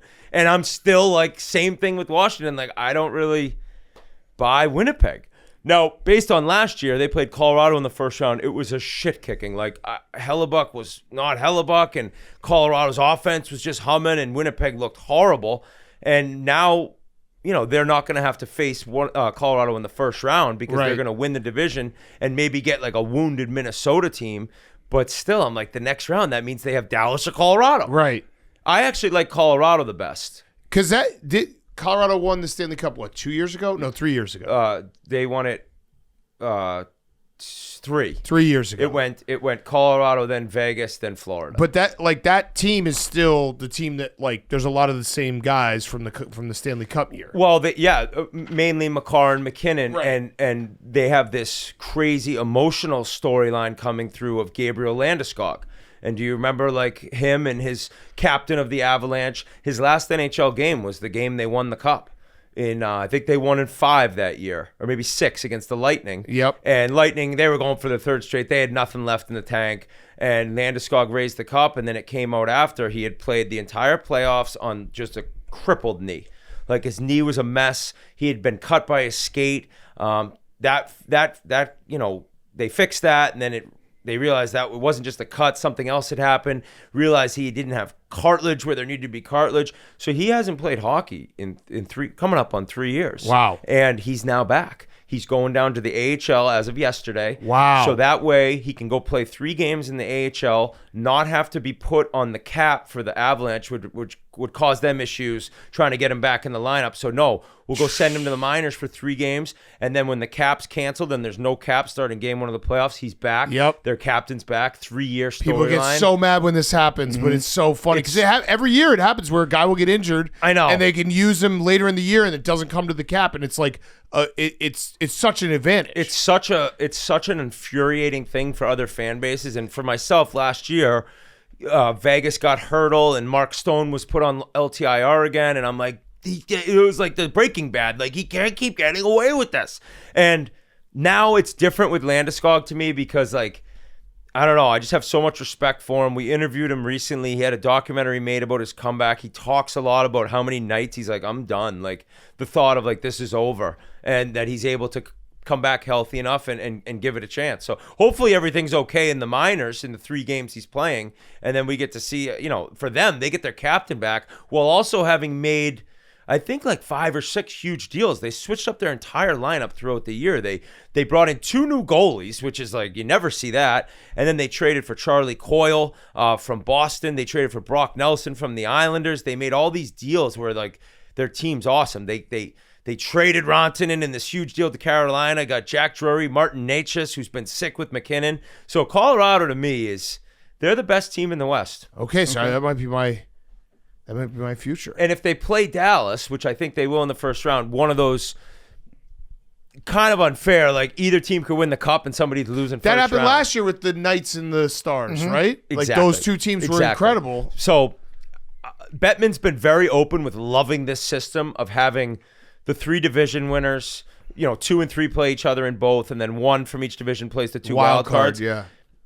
I get it builds these rivalries, but it also every year knocks out a true cup contender in the first round. Yeah, that seems kind of bullshit. I don't know. Now, most of the time, if you did 1 through 8 old school way, I think like it always kind of ends up being the same anyway. So like the argument, it's kind of a moot point. But I don't know. It just sucks for a Dallas Stars fan or an Avs fan that one of them's going home. Yeah. And the reason I'm really kind of hell-bent on Colorado being able to get by them is one of the best defensemen in the league is a Finnish guy, Miro Heiskanen for Dallas. He's out. Okay. And I don't think he's coming back for the first round. And without him, I think it's going to be tough for them to beat him. Okay. I might be an Avs guy. What do we think about Bettman? Where are we at with him? Because I feel like on this show we've got a pretty good narrative going around Adam Silver. We got a good one going around Manfred in baseball. Yep. And we know a lot about Roger Goodell. All I know is that hockey fans tend to not like him, but I don't know why. I want to hate him because I want to hate every commissioner because it's easy to be like, that guy fucking Yeah, sucks. he stinks. Yeah. Why should I hate him? I have no reason why you could hate him. Do you have his phone number? I do not have his phone number. Does Biz have his phone number? Yes, Biz has texted compromised. him. Biz has shown me messages Because where every he's hockey like, guy, I'm like, I see him, they're like, that guy's a clown. No, but yeah, everyone says that, and everyone boos him when his name's announced, and I don't think 90% of the people booing would have a reason why they're booing It's him. just fun It's to like, boo, oh, yeah. we're booing Gary Bettman. Okay. But what the game's done, I mean, I don't know. I think he's coming up 25 years, roughly, if you could look that up, maybe, Hank or Max. I don't want to make you mad, Max. This isn't a prank, but just see how long he's been the commissioner, and the league's been pretty outstanding in all that time. I feel like hockey's in a great place right now. He's grown the game enough. I mean, not just him, but he's obviously done a good job. How long? 93. Holy shit. Yeah. Wait, that's 30 years? Crazy. 31 years. Crazy. And I think he's already starting to make it clear he's kind of figuring out an exit path. But I don't know. I guess one complaint would be he was kind of at the helm. Now, granted, because of the owners of like getting rid of best on best, it had been since 2014 till we got our exhibition all-star game this year. Yeah. But now he's back, and he's brought it back where we're getting something every 2 years with Olympic World Cup. I don't really know why Bettman gets booed. It's probably that often. residual from the lockout and what it was, 06, when they remember when the NHL was on like OAN. OLN. Outdoor Life yeah. Network. Yeah. That was my rookie year. That was so brutal. Nobody could watch it. You couldn't watch hockey. You had Sidney Crosby and Alexander Ovechkin as rookies, and you're looking for the Outdoor Life Network. Yeah, was it the Stanley Cup Finals were on Spike TV? Yeah, something like that. It way. was. I'm pretty sure, No, it's yeah. John Taffer leading into the Stanley Cup Finals. Yeah. Shut it down. No, I think that you're right. That's what it is. It's been there was a half shortened season. That was at the end of my career. I think that was my second to last year. And then my first year pro, I was in the minors all year, which I might have been anyway because the whole season was canceled. So that's probably the issue. But like any commissioner, it's like hate the owners. They're literally doing exactly what the owners tell them to do. Yeah. You know? Right. Right. And in hockey, they're there to take the bullets. Like that's our whole thing with Goodell. Is as much as you can blame Goodell for a lot of stuff, and he is an asshole. He's just doing what Jerry Jones and they're wants. paid handsomely. Yeah, $40 million. It's for like him. okay, I'll take that job in a heartbeat. In a second. Yeah. Well, what else? Yeah, Bettman. I don't know. I mean, the game. Hockey is in such a great place right now. It really is. Like that's why I hope the playoffs is kind of legendary, and it's also one of the reasons he likes the playoff format. Even though you might lose 2 cup contenders in the first round, the first round is so watched and anticipated that you're going to get some incredible storylines. And he almost looks at it like, at least with our podcast last year, we do twice a week in the playoffs, and we were doing live shows for at least one of the days a week. And we noticed as the playoffs went on and you get to conference finals, which is end of May, and cup finals in June, viewership was kind of dropping because I think as the weather changes, unless your team's going, I think a lot of people are kind of like, dude, hockey started 10 months ago. Yeah. Ryan Whitney is brought to you by our great friends over at A24. From A24, Alex Garland and Iraq War veteran Ray Mendoza present Warfare, a visceral boots-on-the-ground story, and embeds audiences with Navy SEALs stationed in an Iraqi apartment building. It's in IMAX and theaters everywhere on April 11th. Get tickets now. That's right. From A24 comes Alex Garland and Iraq War veteran Ray Mendoza's show Warfare. Warfare is boots on the ground. You're inside an Iraqi apartment building, with Navy SEALs in IMAX and theaters everywhere. April 11th. Get tickets now. The other thing with hockey, and I know that NBA still has higher ratings, but the NBA first round versus hockey first round is opposite. Is such an opposite. Yes. Like hockey first round, you can always have those upsets. All the series feel competitive.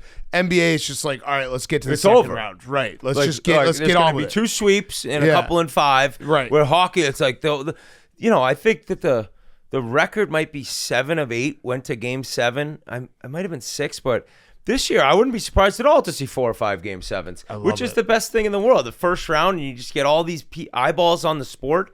So Bettman's done a good job. I mean, the league's better than it was when he came in. Yeah. I got a question for you. I heard you say this. You've never had Ovi on. Do you ever think you could get Ovi We were on? talking about this the other day. Like, we have no in whatsoever. Not one guy that you played with? Well, that- like Oshie, I'm very friendly with, and like maybe I could be like, "Hey, can you ask him?" That's But like, I don't always even want to tough. ask Oshie to Yeah, ask him. that's tough.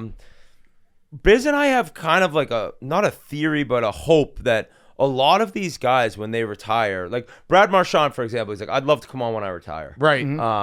Drew Doughty, I'd love to come on when I retire. Now, most of these guys say I'll do a sandbagger right now, but for a long-term sit-down interview, I'll do it when I retire. Maybe we get Ovi. Now, there's a chance Ovi's back in Russia. Like, I think he's mentioned before he'd like to play one last year in the KHL. He's only ever played for Dynamo Moscow and the Washington Capitals. And it would be pretty sick, like, for his, for Russia, if he went back and just did, like, a fun year in playing for them. But if he does that, like, he's probably gone. He's never coming back. He's never coming back. Yeah. His wife's Russian, and Yeah.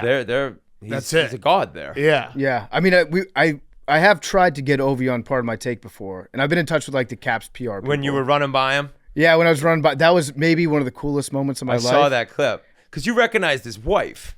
Yeah.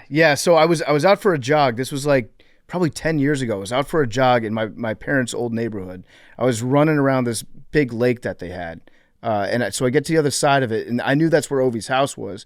But I'm out for this jog, and then I see this dude in a hoodie on like a BMX bike, like a dirt bike. Hey, just he's a monster. Just riding up this hill right past me, coming straight towards me on the road. I jogged past him, and I was like, okay, that guy's like a machine on this bike. But I didn't think it was Ovi. I had no idea. Then I see his wife. I'm like, oh, shit, that's Ovi's wife. Look back at Ovi. He just gets to the top, walks his bike down the hill, bikes it up again. He was doing rehab for his MCL. He had a torn MCL, and his whole thing was, I just go ride bike. And I'm guessing his trainers were like, "Hey, no, we got the stem machine," and Yeah. he's like, "No, Russia, we ride bike uphill." Ride bike uphill, walk bike down, ride bike uphill. And yeah, he did that. I was probably out for about 35 minutes, and he did that the entire time. I just stopped and watched. I was like, this is Then incredible. what was your approach to ask him for pardon my take? Oh, that wasn't. I wasn't doing Part of My Take at the time. Oh, No, okay, no. okay. I was just a fan. But No. I've reached out to their PR people for the Caps before, trying to set up other guys on the team for an interview. And I ask about Ovi, and they're always just like, "Ha." Yeah, that's Yeah. like you're really like they don't even like There's no consider it way. a real ass. Yeah, I do think that the language barrier is a real thing with Ovi. He speaks English, but it's I yeah, don't know and if he could get do it. a full interview. Yeah, he might not want to sit here and then just be doing the translations in his head, and then like you two'd be fucking with him too. Yeah. So then he's got to deal with that, and he Yeah. wouldn't know you're fucking with him. Right. It's like that's a guy though that would just be so incredible to sit down and talk to. Like the fact that he broke that record. I said on Spittin' Chicklets, and I was like, you guys are gonna make fun of me, but like I was like emotional watching it. I was sitting there with my two of my boys, and my wife was there, and she doesn't care or know about hockey, but for a month I'd been kind of like telling the boys like he scored again, like Yeah. 8 left. And then it was perfect because my son had 2 hockey games that Sunday, but it was a 12:30 start. It was right in the middle of the game, so I was like, great. And I'm sitting there and I'm watching, and like the way Gretzky spoke and had the Gordie Howe pin, and I was just like misty-eyed. I'm like, I can't believe I get to play against this guy. Like my whole life, like hockey's all I cared about, and like Wayne Gretzky's record, nobody will ever beat it. And then like I played against this guy who just broke this record that nobody thought would be ever touched. It's just like crazy to me. Even now, like thinking about it, like that record was untouchable. Right. There's those moments in sports where you're like, I'm lucky I'll enough never to forget see where I this, and was. there'll never probably be someone who breaks his record. So it's like, I saw that. So that was what I kind of said on Chicklets when I was telling the guys, like I was sitting there just like, emotional about it in a way. And then I had responses on Twitter that's like, well, nobody fucking said that Gretzky's to be broken. I'm like, that's kind of a valid point. Like maybe but there was a stat I saw on Twitter that, if there's a 12-year-old phenom out there right now and like he's going to be in the NHL in 6 years, he needs to average 45 a year for 20 years. Right. And a lot of things have to go right for it to help. even be close. Right. Which is why Ovi, now my dad doesn't like Ovi. Like I don't really know why. Like he cheats defensively. Like I don't, how dads just pick guys they hate. Cherry picker. It's like I'm like, Dad, he plays so physical. Like, yeah, he can occasionally cheats offensively, and if you score that much, it's like coach is like, we got to deal with it. He's been running guys for 20 years. Right. Yeah. You know, like it's one thing if he was perimeter and never hit. It's like I don't know how he wasn't injured. And I love that he it's not like a Tom Brady or like a LeBron where they're saying, there's an article every summer. It's like they put $10 million into their body and the trainers. No, and all he that. looks horrible. He's just fucking gassing beers like 2 minutes after. Have you seen, there was a clip years ago, he's playing like beach volleyball. That, and he's playing in a Russian like soccer league. Yeah. And he just looks like a tank out there. Bad. Yeah. Did you see the I'm sure PFT you saw like the April 6th, the day he broke it, like all the other April, like it's just wild. Yeah. It's just crazy stuff. Very that cool. The way it all came down and then I kind of want him to get the hat trick at home, but then it was almost better that like he was in this away building in Long Island. It was half Caps fans, and the tickets were going for $1,000. Nobody would pay to watch the Islanders, and he does it there. Mm-hmm. Just the coolest story of the season, and we've had a bunch of them. Now the Islanders are charging, I think, $50 to print out the physical ticket from that game. If you went to that game, Isn't that wild What to do you think mean? about like 20 years ago? you have to pay them $50 everything's extra digital. dollars to print out a ticket. Oh my Because everyone had it on their God. phone. Yeah. Like the ticket stuff that you can like frame. Yeah, because you can't get an Can't actual do it ticket. anywhere. It's I actually missed I would that. frame my phone's digital picture before I paid the Islanders $50 to get a pair of QR tickets code? sent to me. I was there. Oh my God. Do we want to talk about what happened with the Bruins this year? Yeah, I don't mind. I'm not a Bruins fan, and Don Sweeney had kind of come at us. I think we had talked about it when Biz and I were in here recently. Nobody saw this coming. I mean, I didn't expect him to be that good. Actually, the coolest story of the Bruins season is Pastrnak. He has 100 points. The next guy has 55 points. That's crazy. It's actually one of he should be like probably top 5 in MVP for what he's done because he has nobody. And yeah, it all ended so quick. And they kind of lowballed Brad Marchand, which I get. And Boston people are like, well, that's what Belichick did. You depreciating assets. It's like, well, the Patriots were winning every year. The Bruins won one cup since 1972.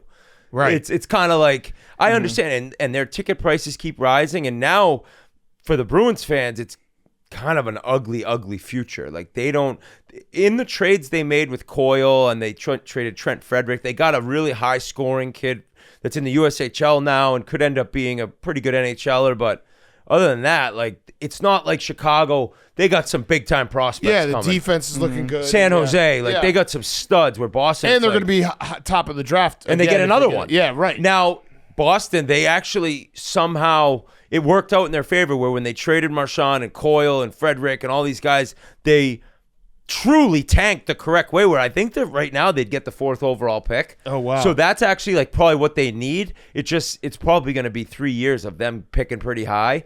And Bruins fans are not used to that. I mean, as much as I chirp them for getting the one cup since '72, they've been to like 2 other finals, and every year since about 2008, they were a contender.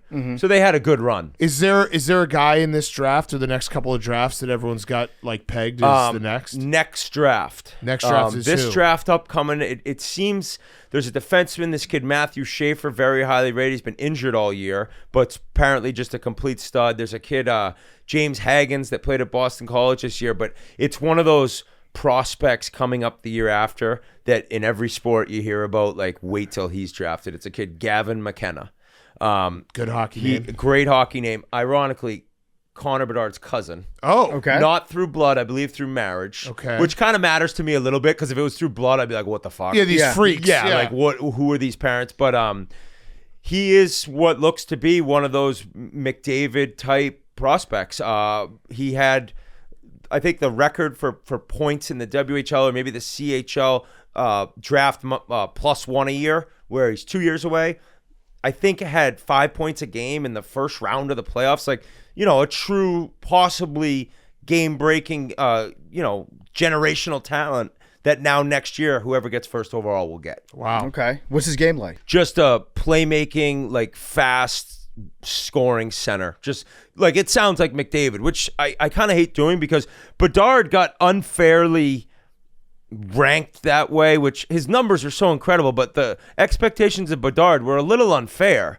And maybe this is now happening to this kid, and you end up blaming people like me who are talking about 16-year-olds like they're going to change the game. But from everything I've heard, this kid's the real deal. And now what's interesting is you used to have to, if you played in the CHL, in the Ontario, Quebec, or Western League, you couldn't go to college. They changed the rule. You can now play NCAA after you play junior.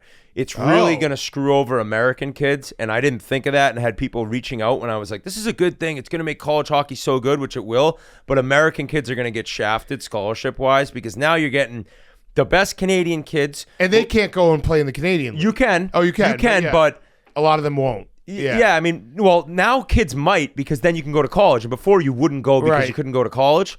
But what happens is that now the best Canadian kids will play in those leagues at 17 and 18, and then they'll go to college, and then they'll get a payday to go to college. Right. So NIL. a lot of American kids are probably going to lose scholarships to some great Canadian players that couldn't otherwise come years before.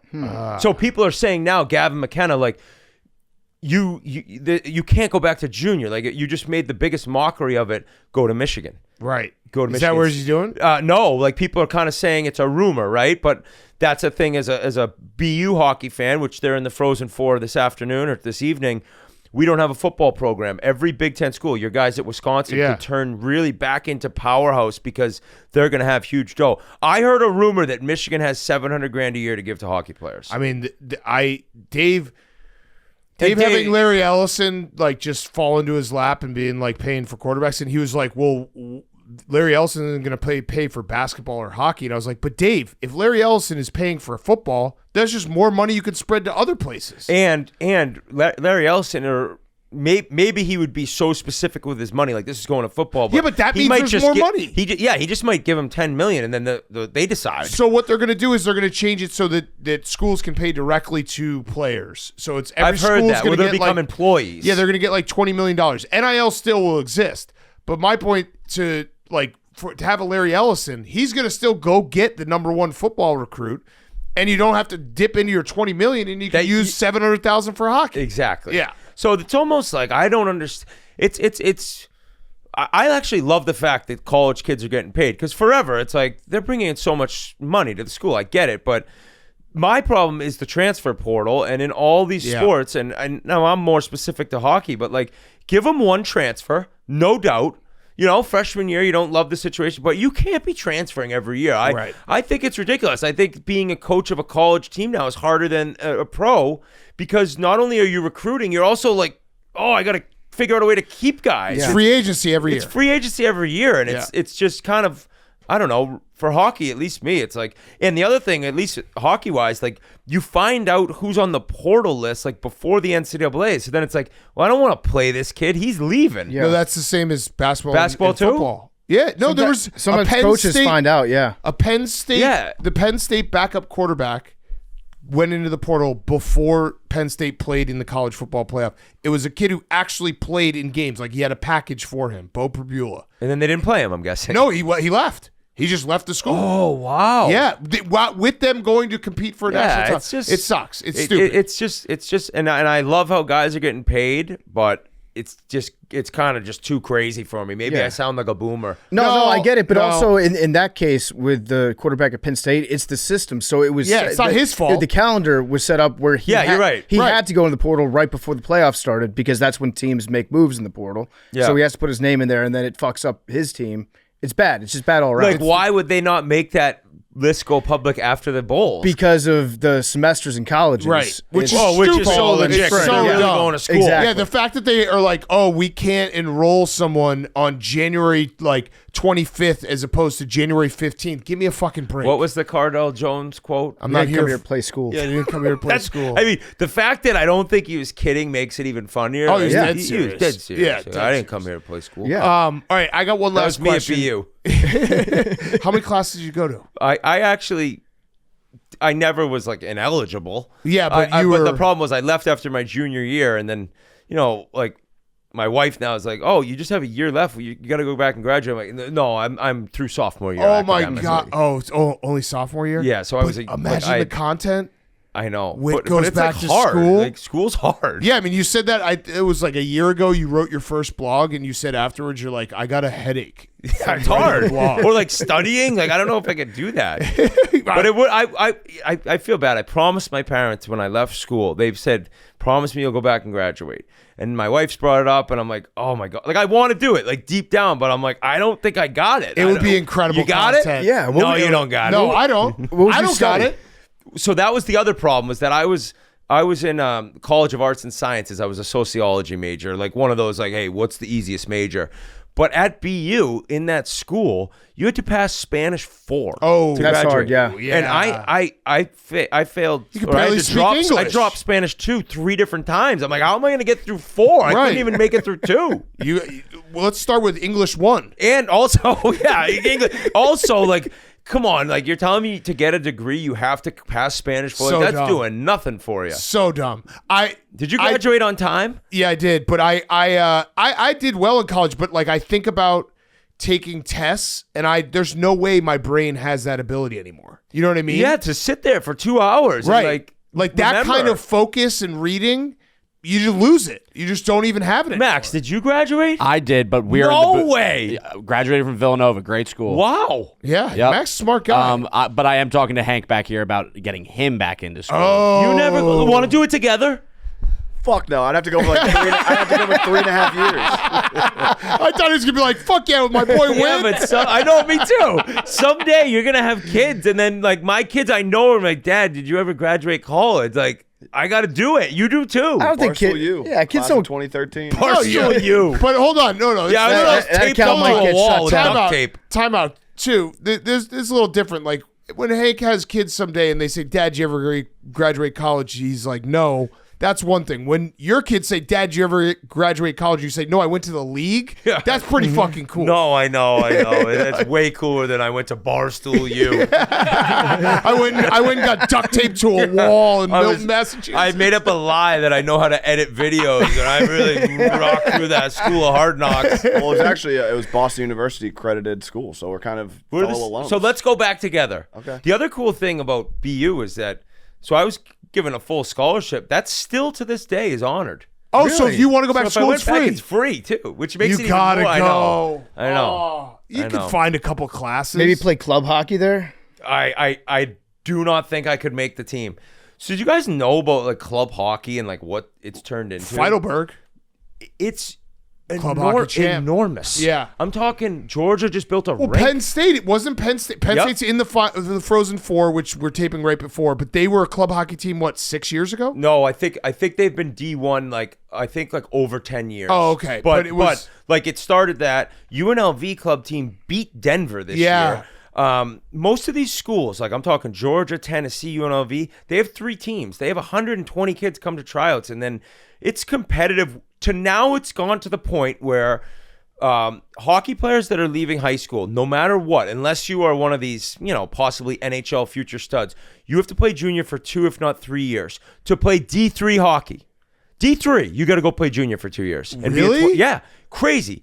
So now what it's turning into is like kids like, I don't really want to go play in the North American League or the British Columbia Hockey League, be a 21-year-old freshman. I'm going to go play club hockey. And it's turned into something where, I mean, there are 5,000 people watching Georgia club hockey. Do you think we the will students get? don't know. Yeah. Do you think we'll get a club hockey to NHL guy at some point? Because that would be that's the story that would That then is put it the on another next map. step. Yeah.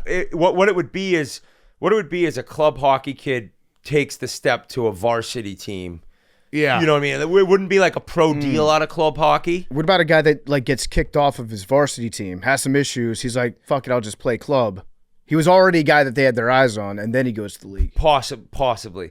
That's a great, Yeah. like, because if we're talking about Ovi breaking records and his record being broken, there's going to be some club hockey player It's gonna be that plays in the NHL. Yeah, it's some kid who was, decent in high school, but then maybe got bigger or stronger or faster, played club hockey, and everyone's like, holy shit, Yeah. who is this kid? A guy I know at home, his son was, a good high school hockey player, and but didn't want to do the grind of junior hockey. And so he went out and they visited Oklahoma State, and there was a 500-person line to get out into the arena 3 hours before the game. That's incredible. And it's like, that is so sick because not only is it, you get to enjoy college a little more because it's not like that serious, it's still serious. Right. It's dumb right. as There's that still sounds. people watching. Still yeah, people no, watching, that's and you fucking still cool. have your teammates. And I think, like, I've talked to some club, the Georgia club hockey team I ran into at my brother's bachelor party, which was at a Georgia game.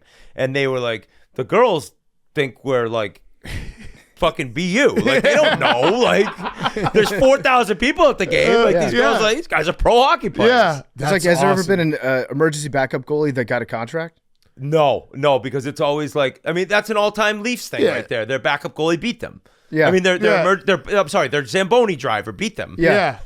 For the Hurricanes. Oh my god. But no, the third string goalie thing is still a funny story because It's there's the a lot of best. people who want it banned where you're allowed Why? to, I know. It's the coolest It's a story. thing. It happens once a year maybe, and it's for that week you get to talk about And it. it can only happen in hockey Exactly. because you couldn't have it in like the NBA where it's Exactly. like, oh yeah, we got a backup, guy who's got to go in and run around got with Max, these guys. like, ready to right. You get like hockey's because it's goalie is the only thing that Yeah. you could possibly do it in. Yeah. All right, I got one last question. Rowback question. RHOBACK.com.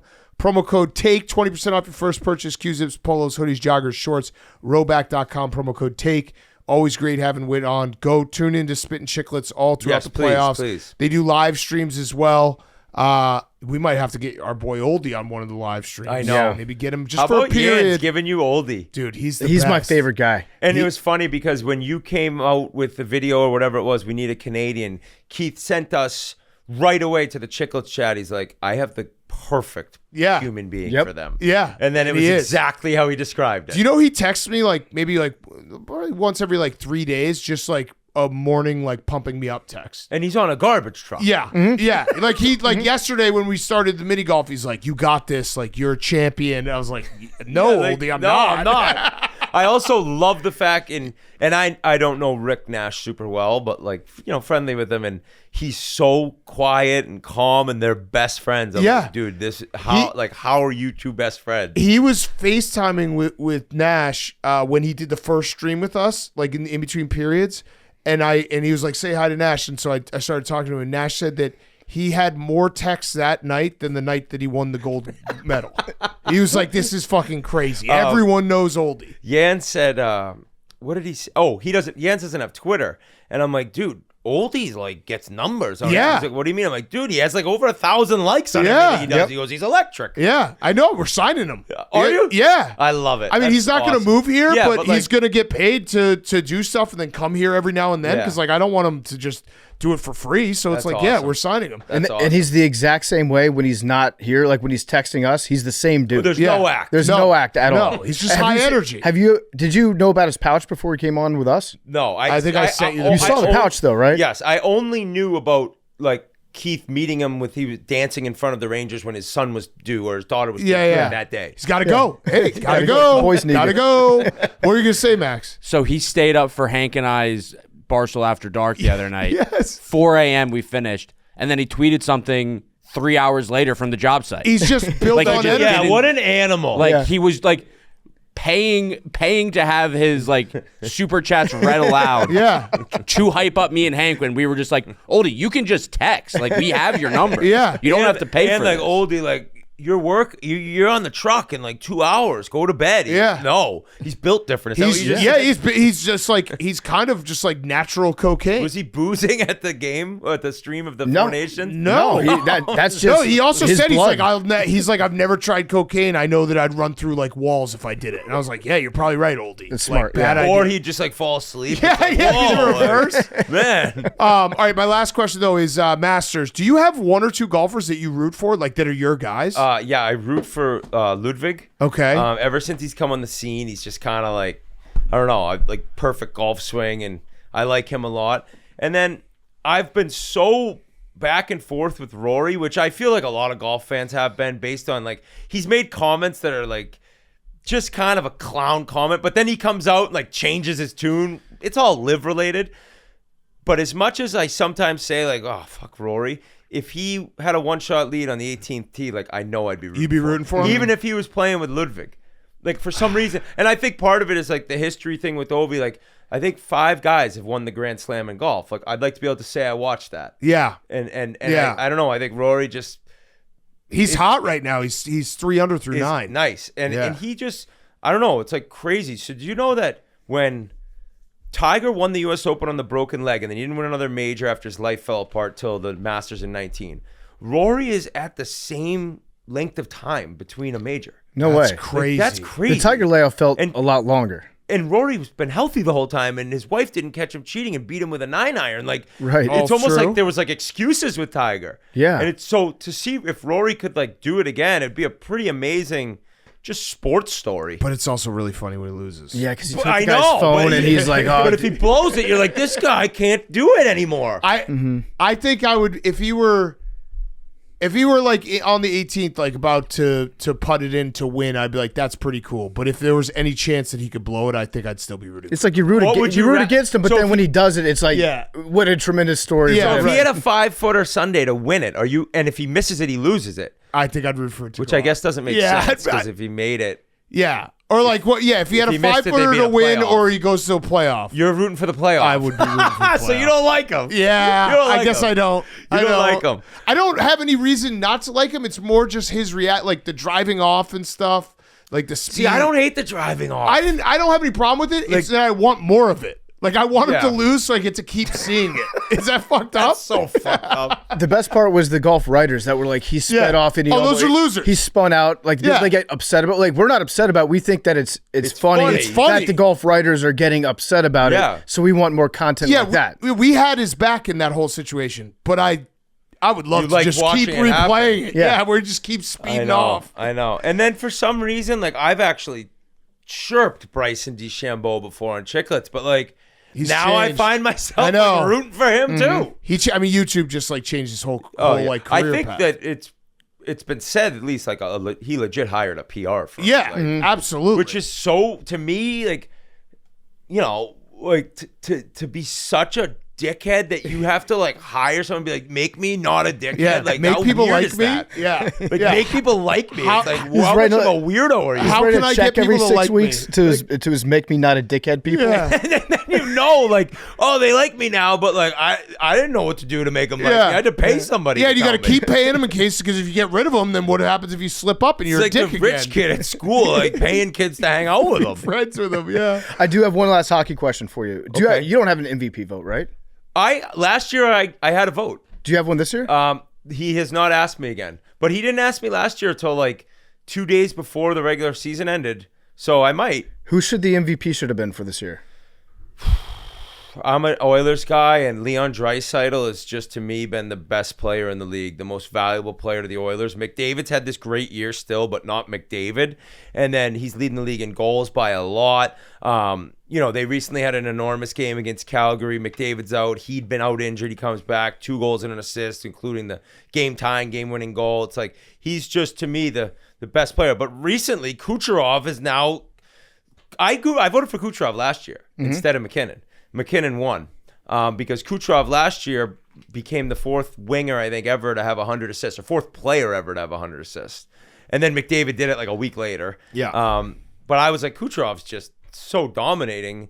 And now it's like you really can argue for McKinnon, Kucherov, and Draisaitl.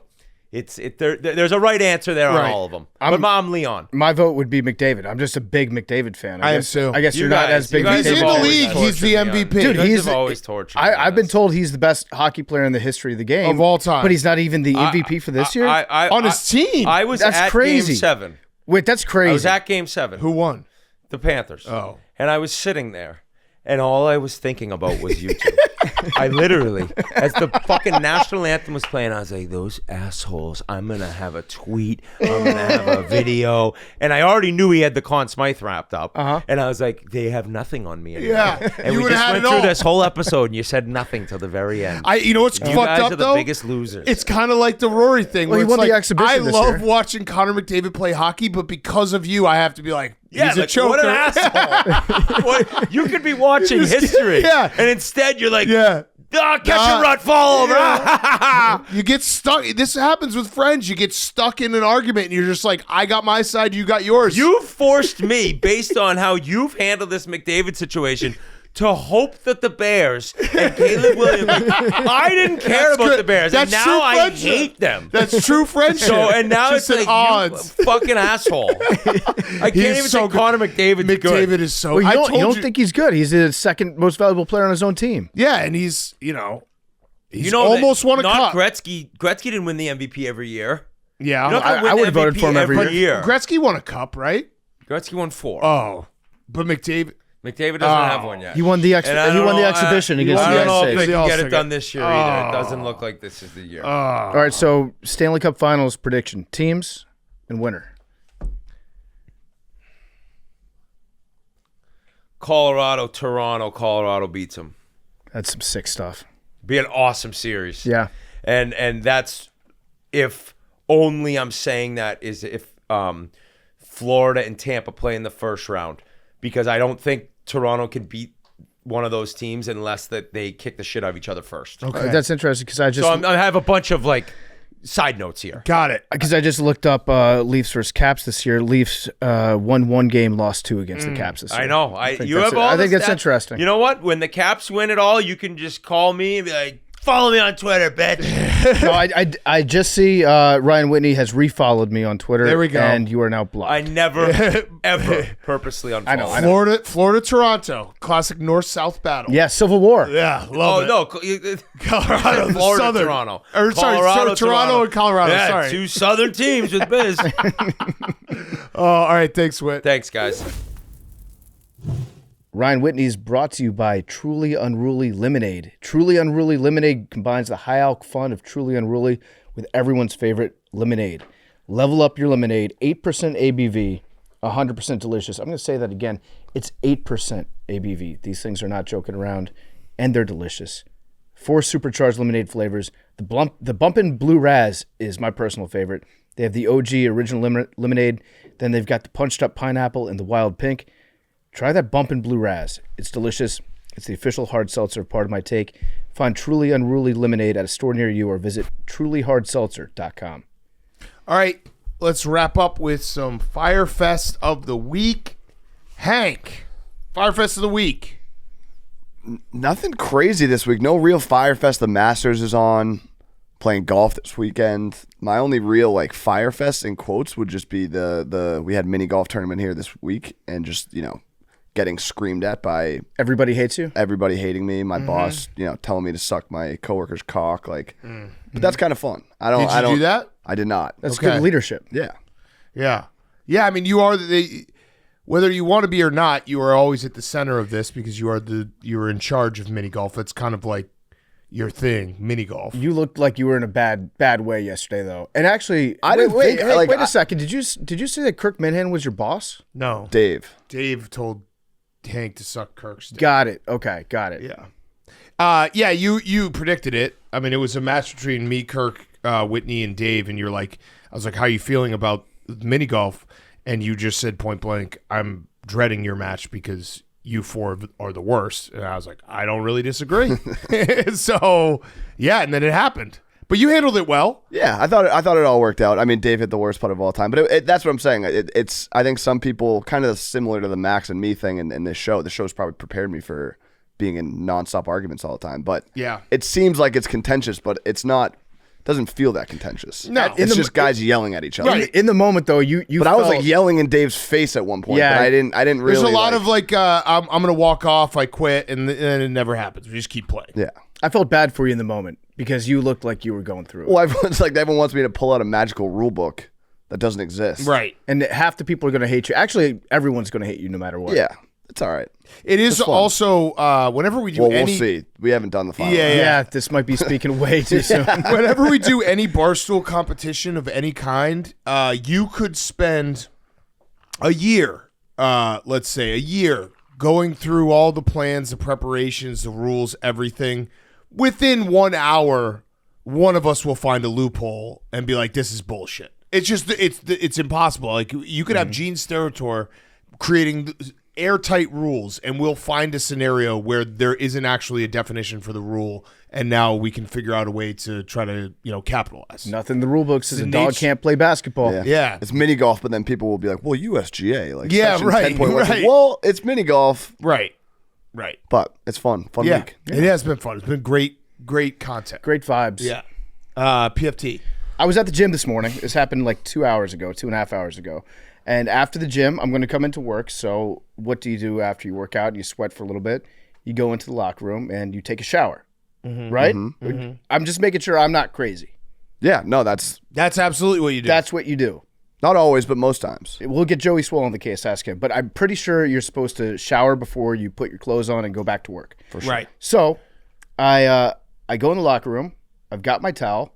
I'm at my locker. There's two other people in the locker room. One guy is about, I'd say, 25, 30 feet away from me, to my right. The other guy's behind me, maybe like, I don't know, 6 or 7 feet behind me. He's got headphones on. The other guy doesn't. So I come in, take my clothes off, and when I take my clothes off and change in the gym, I'm locked in straight ahead.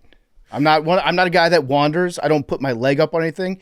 Clothes off, towel on. Question. Yep. You are, when you close off, are you doing like the towel on and then taking off your boxers? Are you nude at any point? Yeah, you take your boxers off and then you put the towel on. Right, I didn't know. Some people you can wrap the towel around and then you just slip off your boxers. But yeah, so No, I'm there's not- a moment where you're nude where it's like you're facing your locker. Yeah. Maybe a little of your ass is showing. Then you put the towel on, then you go. Exactly. I'm Yep. not facing. All checks. I'm not turned around facing the center of the locker room. Yeah. I always face. Because you the know locker. old guys Old guys don't give a love to fuck. just they'll put the towel over their shoulder just Yeah. so that they can flop their balls in your face. They'll have a conversation. With Right. you. They'll go up to the hair dryer, put their leg on the counter, and blow dry their balls. Yeah. I've seen that. Yep. So clothes off, towel on.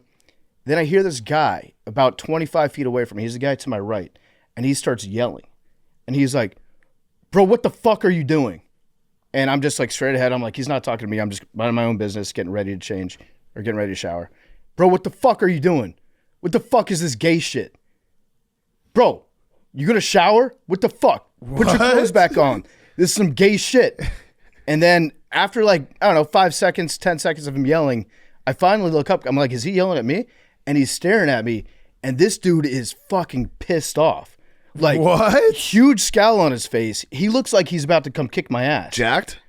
No, he's like a medium-sized guy. But you would have gotten your ass kicked just because I was naked. Yeah, you're naked. Or- you immediately lose footing. Or if you're naked, a good strategy in this situation might be just like take the towel off Yeah. because nobody wants to fight a naked guy. Right. So the guy's just yelling at me, and I'm looking around like, is this me? The other guy who's there, I looked at him like, is this really happening? He's got his headphones on. He has no idea that any of this is happening. So the guy starts to walk towards me. He's like, take that fucking gay shit out of here. That's gay as shit, bro. And he just walks out, but he looks like he's like stewing. He's like shaking. He's so mad. Whoa. So then he walks out, and then I'm thinking to myself, like, is this guy going to wait for me out in the gym? Are and you ki- still and- naked? And kick my Did ass? you cover up? I had a towel on. Okay, yeah. It's Alan. Like, my ass wasn't out, but he was mad at me that I took my clothes off to shower after the gym. We And need then to- for a second, in that situation, I'm like, am I doing something wrong? Yeah, that's crazy. I this is when I wish we could like scour all the little podcasts out there and find this guy telling the other side of the story. He was like, this dude was just fucking balls out in my face. No, he was he was honestly 25 feet away from me. No, that's crazy. And so then How old was he? I'm going to guess like mid-20s.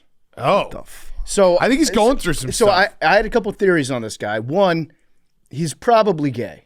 He's Maybe. probably very, very closeted. Because, again, we're 25 feet away. I'm minding my own business. This guy had to actively look at me Right. while I was changing to get pissed off. Right. He could, if he didn't want to see anything, he could have gone like this. And Right. turned his head 5 degrees. So then I got all in my head because I thought, am I doing something wrong? And then I thought, if this guy comes back in here and kicks my ass, then he's going to like, and gets caught, then he will file a police report being like, this fucking gay guy in the locker room was trying to come on to me. And I'm like going through all these weird scenarios in this guy's mind. Right. But it was weird. When I went out to the parking lot, I was like looking around for him. I was like, is this guy waiting to kick my ass in the parking lot? That's crazy. So yeah, I was. I really do. I love Joey Swole. Love his content. He's the best. Joey, I need you to weigh in on this. Am I out of line? Is it gay as shit to shower after you work out. Wow, that's insane. Bizarre. Very bizarre. Very strange. So Very I bizarre. thought one, either this guy is like very repressed in his you- homosexuality. Was I looking good? Yeah, I was just saying, like, Was I it's looking right? kind of like your fault for being so hot. Well, that after about like 30 minutes, I thought about it, I was like, that guy wanted to fuck me. I guess that's better than him not wanting to fuck me. Yeah. And then I got to the office. I told Mook about it because I was like a little shaken up. He's like, "Well, were you hanging dong?" And I was like, "No, man. I had workout dick. I had like a very bad dick." at the moment." Right. So I don't know what this guy was going through, but it shook me up a little bit this morning. I was like, Rightfully so. am I wrong to shower after using the gym? That's Now insane. I'm gonna be scared to shower next time. Yeah. Wow. Does he look like a guy that's never played a sport in his life? No, he was relatively athletic. Because that's where it's like, how can you get to that age Right. and experience a locker room? Like, imagine if you're on a team when there's 20 dudes doing the same thing. He would Right. flip It's out. super gay. Yeah. Yeah.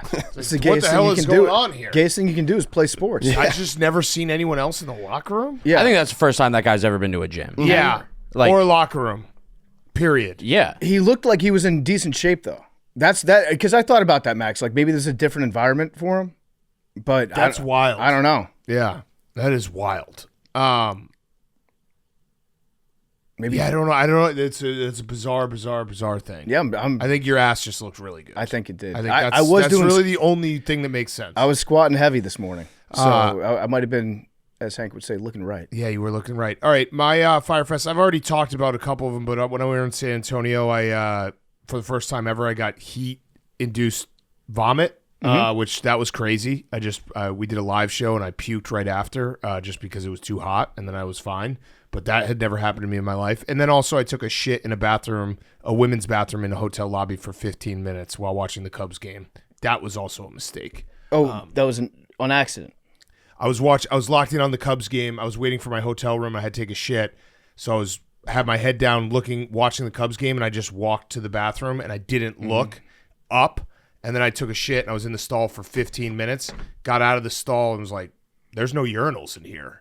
And then realized I had just been in the women's bathroom for 15 minutes. It wasn't like a Creed Bratton moment where you're like, No. this is the one weird thing I do. I do that here at this office. At this office. I use the women's bathroom here at Were, this office. were there any other women in there at the time? I don't know. I had my headphones in because I was listening to the game while I was watching it. But 15 minutes is a pretty long time, so I would imagine. Probably. I did not. But when see you came another out, one. yeah, did you're not fine see then. another one. That never happened. Yes. That I never happened. I imagine if there was a woman in there at the same time and they were like going pee, they would know the sound. They'd be like, that is a man. Yeah, shitting." that's a man. Yeah. Yeah. So yeah, those two things happen, and then my real Fyre Fest is just mini golf. Hank thinks that it's he's in torture having to deal with the rules. I'm in torture because I'm just a choke artist, and I know I'm going to choke. We're taping this before. I did it. I hate this. Don't say that. Yeah, I hate that attitude. That's when you start to fuck up. Big Cat, I'm a mental You're I'm a mental defeatist. pussy. You're a defeatist. yesterday we had an I incredible know. comeback. You I don't know. you don't do that if you're a choke artist. You have to ride off that high. It's just I'm always like I think it really comes down to the fact that I don't really perform well under pressure in general, but also I don't golf enough. So I know mini golf is not real golf, but I don't really have like a putting routine, so I have nothing to fall back on. So the minute it goes bad once, it just stays bad. Why don't you just give yourself a routine? Yeah, what are you supposed to do for a putting routine? Take deep breaths in and out. Okay. And then step up, give a little ass wiggle, put the putter behind the ball, deep breath in, deep breath out, putt. All right. Jack Nicklaus, I was watching a video where he was talking about like he would feel nervous and then he would see the crowd and be like, these people are here having a great time. They're here to watch me. Like, let's give them something to root for. Okay. What if we? Thousands are going to be watching you tonight. They want to see you do well. Okay. What do you think about what if we line up the ball every time? I like that. You know? I need something. Max, shout out Max. He was doing a great job as my caddy. This isn't like this mini golf tournament. This has happened in every mini golf tournament that we've done where I'm I do well, and then as soon as it's time to make like a big putt, it's like, whoa, you're a mess. The funniest was watching the highlights from yesterday and all the clips that were coming out. You could see how much pressure we felt in those moments. And then you look down and it's like a 2-foot putt on a mini golf course. Mini golf. You guys, mini it was golf, crazy. Mini I was golf, watching you guys from above, and I was like, I've never seen both of them like this is a mini golf, and they're both like It's all locked business. in. All business. Mini golf is the dumbest sport ever, and I say that I love playing it, but it's the most frustrating thing in the world because we take it very seriously. If you miss a shot in mini golf, it's almost always like an easy shot that everyone is watching. So not only is it a shot that everyone could say, I could have hit that, but then you look up and it's like a big fucking, you missed a shot because there's a big fucking statue of Ryan Whitney's head next to you. Like, it just, the whole thing is so silly, and then we take it seriously. So yeah, you know what? You're right, Max. I'm going to win today. We're going to play well.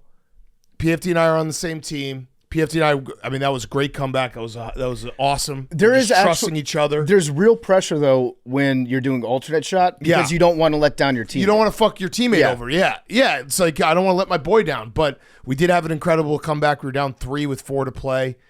By the way, I think there's just a lot of people who don't understand how like this style of play works, because we were just getting accused left and right of having a crazy celebration for a tie. When you're down 3 with 4 to play and you somehow get a tie out of it, that's you hear tie. You guys got points on the board. Yeah. Which Right. is like the team is trying to get to 12.5 points. So contributing a half point is significant. And when you're down 3 and 4 and you get a tie out of it, we won that tie. Correct. That tie was a that's blowout. a choke by them. That was a massive. Yeah. That was a huge tie. Huge choke by them. Huge. Yeah, it was great. PFTI, that we shocked the world. I kept on. Yeah, that's the other thing is like we're playing mini golf, and I just kept on muttering to PFT, "Let's shock the world." The world is shocked. No one thinks you're hitting No a irony. six-footer. No irony. Yeah, zero. Like, Let's get crazy. After Let's shock each the hole, be world. like, let's shock the world. I honestly think. How long did that round take? Like 40 minutes. yeah. like an hour. So I think that was probably the least funny me and Big Cat have been together at any point in our entire lives. No jokes. So serious. No joke. It was the Olympics. We were just every time good shot, stay locked in. Let's shock the world. I watched it back. I was like, you really did say let's shock the world in a mini golf match. Dead serious. Oh my god! But it's we so did. fun. It is really fun because it's just you. I think the way when some people are like, you guys take this too seriously. I think that's the fun part. That's the like if you don't care, and I care. If you don't care, it's not fun to watch. Yeah. You want people to want to care about it that much to a like sick level. Especially when it's like 2 days and like you said, like you might not pick up a putter for a year, but then for 2 days it's like every putt is the most important putt of my life. Yeah. Yes. The personality that Big Cat and I showed in that is the complete and polar opposite of everything we've ever done on camera ever. We literally, our entire existence is to make fun of everything and Not take things seriously. Yeah, and take everything with a grain of salt. And then let's shock the world. Let's do something great. Let's do something they'll be talking about for years. You're a beast. Let's write our. I actually said it to Nick. I said it to Nick, who was on the call. I threw my putter after you hit a huge putt to get us down 1 with 2 to play. I threw my putter across the entire court. And Nick was like, "What just happened?" I was like, "I kind of blacked out." And then I just said, "I'm trying to rewrite my story." Let's write our names in the history books. Trying to rewrite my story. Also, that putt that you're talking about, that you just said, like the huge putt. Yeah. It was, I think, a foot and a half. I think it was a 1.5 foot long mini golf putt. I'm trying to rewrite the story about me as a putter. There's tough foot and a half putts in Yeah, there. there are. I mean, I didn't get a full backswing. Yep. Yeah. The wall was close. Oh, we're gonna win. We gotta win. Also, me and Hank did a little mini tournament before, and Hank absolutely choked. Oh, he did choke. Absolutely choked. He choked. Is that true? What were you up? We were up like 3. It might have been 3 with 4 to go or something. Oh, And then And then I just had me and Max had like a 10-foot straight putt that one of us had to hit. We both missed 20 times. So it's like I had every opportunity. but then I hit it, Yeah. and he didn't. It's fine. It was fun. love that. Who out of you guys watching, who do you think golfs more, me or Hank? Well, I thought don't Hank think- yeah, did, but then I saw you putt, and I was like, this guy fucking golfs. Yep. Yeah. I mean, just by watching the little that I watched of that stream, I would say Max probably golfs like 6 times more than Hank. I think we actually probably have to put Max on a pip for how much he golfs. Wrong. Hank actually golfs a lot, and I What? never golf. That's But wild. Max, you have a membership to a country club. No, Hank has the membership to a country club. But What? you love mini golf so much that you set up this entire tournament to make the whole office play mini golf, Max. No, Hank set up this tournament, That's crazy. That's nuts. but I won. Wait, so Hank set up the holes that you played on, and you still beat him? That is correct. Holy and fuck. he was Hank Rockwood. He was switching the rocks around to Hank benefit him. Rockwood. The chat was saying Hank Rockwood. They were doing a great job. That's I great. was chipping at one point. All right, good show, They boys. were not happy with the chipping. They were not happy. SVP Monday, Masters recap.